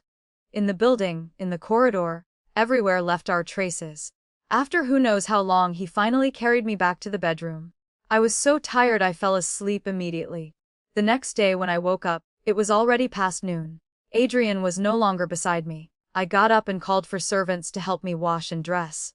After tidying up, I went to the front hall. Unexpectedly, I saw my parents and brother there. Even Luna was present. Seeing me, they all smiled ambiguously. My face instantly turned red. Adrian pulled me to sit beside him. "Father-in-law, mother-in-law," I was inconsiderate, making Victoria worry for half a month. "I've decided that from now on, wherever I go, I'll take Victoria with me." "You want to go on a trip?" Father was surprised. After these major disasters, the country is in ruins. The plague from before, plus the current floods, many places lack medical care and medicine. I plan to travel with Victoria, bringing doctors and medicine to treat people everywhere. We'll help where needed and return when the country is stable. Adrian smiled and said. This was the first time he'd smiled so gently before my family, no longer maintaining his usual cold facade. My family was somewhat unused to it. Father and mother exchanged glances, looked at me, and seeing my agreeable appearance, nodded. "Then how long will you be gone?" Mother asked. 3 years, maybe 5 years, perhaps a lifetime. But don't worry, I'll bring Victoria back to visit family every New Year," Adrian assured repeatedly. The family chatted for a while longer. When Father was about to leave, he secretly pulled Adrian aside and whispered instructions for a long time. When brother passed by me, he suddenly patted my head. Have a safe journey. If he treats you badly, send a letter home. Brother will support you. Adrian won't bully me. I firmly defended my husband. Brother smiled, said nothing more, and led Luna out. Before leaving, Luna gave me a bottle of medicine. For contraception. Don't have children too early while traveling around. After speaking, she blinked at me with a "you understand" expression. I blushed and hid the medicine bottle in my sleeve. 3 days later, Adrian and I, dressed in simple clothes, left the capital. Behind us were only 20, some Imperial guards for protection. Father lent us his fastest falcon, saying if anything happened, just release it and he would receive the message. We first went to the areas most severely affected by floods. The disaster situation was far worse than imagined. At first, I was somewhat delicate and couldn't stand the harsh environment. But after Adrian scolded me several times, I gritted my teeth and persevered. Later, I could even help him treat wounds and distribute medicine. 1 year passed. We traveled through 7 or 8 provinces. As the country gradually recovered, fewer people needed treatment. Adrian began teaching me martial arts. He said the world was dangerous and I needed to protect myself. Having been scolded by him for a year, I had a bit of backbone and didn't want to always be protected by him, so I studied very seriously. Another year passed. My martial arts had some small accomplishment. Adrian no longer restricted my movements, often letting me go alone to see patients. Over these 2 years traveling outside, I discovered there were many talented people among the common folk. If their skills could be utilized by the court, it would benefit both country and people. I discussed with Adrian and he agreed. So while treating illnesses and saving people, we also searched for talents to recommend to the court. The 3rd year, we walked to the southern border. The plague that appeared here before seemed to resurface. Adrian and I stayed to investigate carefully, finally discovering this wasn't a plague but someone poisoning. We followed the clues and actually found a group of remnants, old subordinates of Prince Sterling who'd been hiding here all along, continuously poisoning, for revenge. Adrian led the Imperial guards to capture them all. From their mouths, we learned even more shocking news. Marcus hadn't died, but had escaped from the Imperial tomb and was hiding in southern border gathering forces. Over the years, we'd traveled through many places. Adrian not only had his Imperial Guard identity, but also his past prestige from guarding the northern border. Adding our disaster relief and treating illnesses these past 3 years, his reputation among the people was excellent. So when he raised his banner calling for troops to suppress the rebellion, responders were like clouds gathering. In less than a month, he assembled 50,000 troops. Adrian personally led the expedition to suppress the rebellion while I stayed in the city managing logistics. This battle lasted 3 months. When news of victory came, I was checking medical supplies in the warehouse. Hearing Adrian had returned, I immediately dropped everything and ran out. Indeed, at the city gate, that familiar figure was slowly approaching on horseback. I couldn't wait and directly rushed into his arms. Slow down, be careful. Adrian quickly dismounted and caught me steadily. You're injured. I smelled blood on him and anxiously checked. A small wound, already bandaged. Wife, don't worry. Adrian held my hand, checking him. Let me see. I insisted. Adrian helplessly could only take me back to the residence and remove his outer robe for me to inspect. It was indeed just a superficial wound, already scabbed over. Only then was I reassured. What happened to Marcus? I asked while applying medicine to him. When we attacked, he set fire intending to die with the mountain stronghold. I originally wanted to capture him alive, but didn't expect him to be so resolute. Adrian sighed. He's finally dead. I also sighed, thinking back to the beginning. If he hadn't been bewitched by Sophia, how could he have ended up on this path?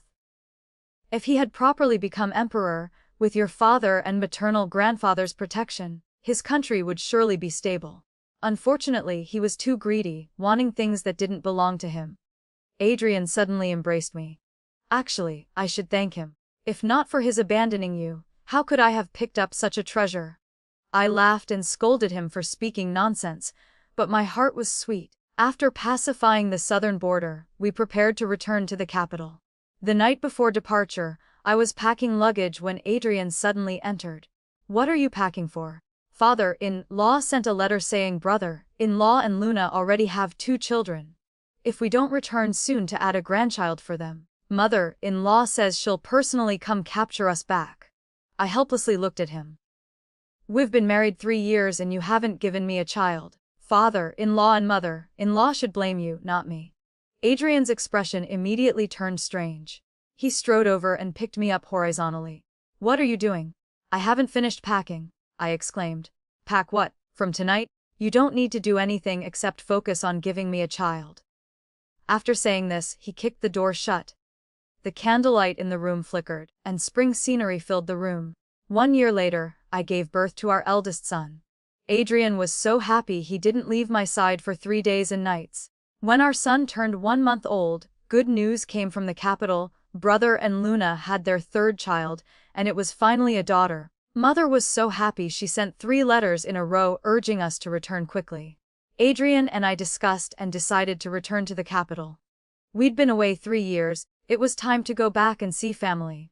On the way back to the capital, our son showed extraordinary talent. Only 1 month old but already trying to grab things, and his grip was especially strong. Adrian was delighted, saying our son would surely become a great general in the future. I looked at the father and son, one big one small, and felt incredibly content. Who would have thought that I, who had my engagement broken, would now have such a happy family? Half a month later, we arrived at the capital. At the city gate, I saw a familiar figure from afar. It was brother. Beside him stood a woman holding a baby, presumably Luna. There were also 2 children, looking about 2 or 3 years old. Seeing us, brother smiled and walked over quickly, finally willing to come back. He teased, "Brother." I jumped down from the carriage and ran to him. Brother caught me steadily, patted my head, then looked at Adrian behind me. "Your Majesty." Adrian had already dismounted, holding our son, and walked over. "Brother-in-law doesn't need such formality. Just call me by name." The group exchanged greetings and entered the city together. The capital hadn't changed much in 3 years, still as prosperous as before. We first went to the Winters family home. At the door, mother and father were already waiting. Seeing us, mother rushed over first, taking the child from Adrian's hands. "Oh my, let grandmother see. This child looks so handsome, exactly like Adrian when he was young." Father also came over to look, smiling from ear to ear. "The nose is like Victoria's, the eyes are like Adrian's. This child has taken the best features from both parents." Watching my parents so happy, my eyes couldn't help but redden. 3 years away, my parents had aged considerably. Especially father, his hair was now half white. All right, let's go inside and talk. Standing at the door like this will become a spectacle," mother said, though her eyes were also red. The family entered the mansion. The furnishings were just as I remembered. Mother had the kitchen prepare a full table of my favorite dishes from childhood.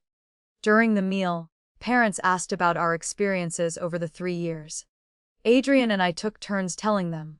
When they heard about the dangerous moments, mother gripped my hand tightly. When hearing about our helping save people, father nodded approvingly. Good. Worthy of being my son-in-law. And Victoria has grown up too, no longer the little girl who only knew how to embroider. Father, gratified, said. "Father, I could do more than just embroider before," I protested. The family laughed together. After dinner, mother took me aside to talk privately. "These 3 years, you've really had it hard." She touched my face, which had roughened from wind and sun. "It wasn't hard. Being able to help so many people with Adrian, I feel it was very meaningful," I said sincerely. Mother nodded. "That's good. Oh right, I have something to tell you. Recently there have been some undercurrents in the capital. Some old officials are restless, seeming to want to cause trouble. You and Adrian should be careful." I nodded, taking her warning to heart. That night, lying in the familiar bed, I couldn't sleep for a long time. Adrian sensed my mood and held me in his arms. "What's wrong?" "Can't sleep. Just thinking, time passes so quickly. It feels like yesterday I was that young lady who only knew how to stay home embroidering. No, you're my wife and the mother of our child."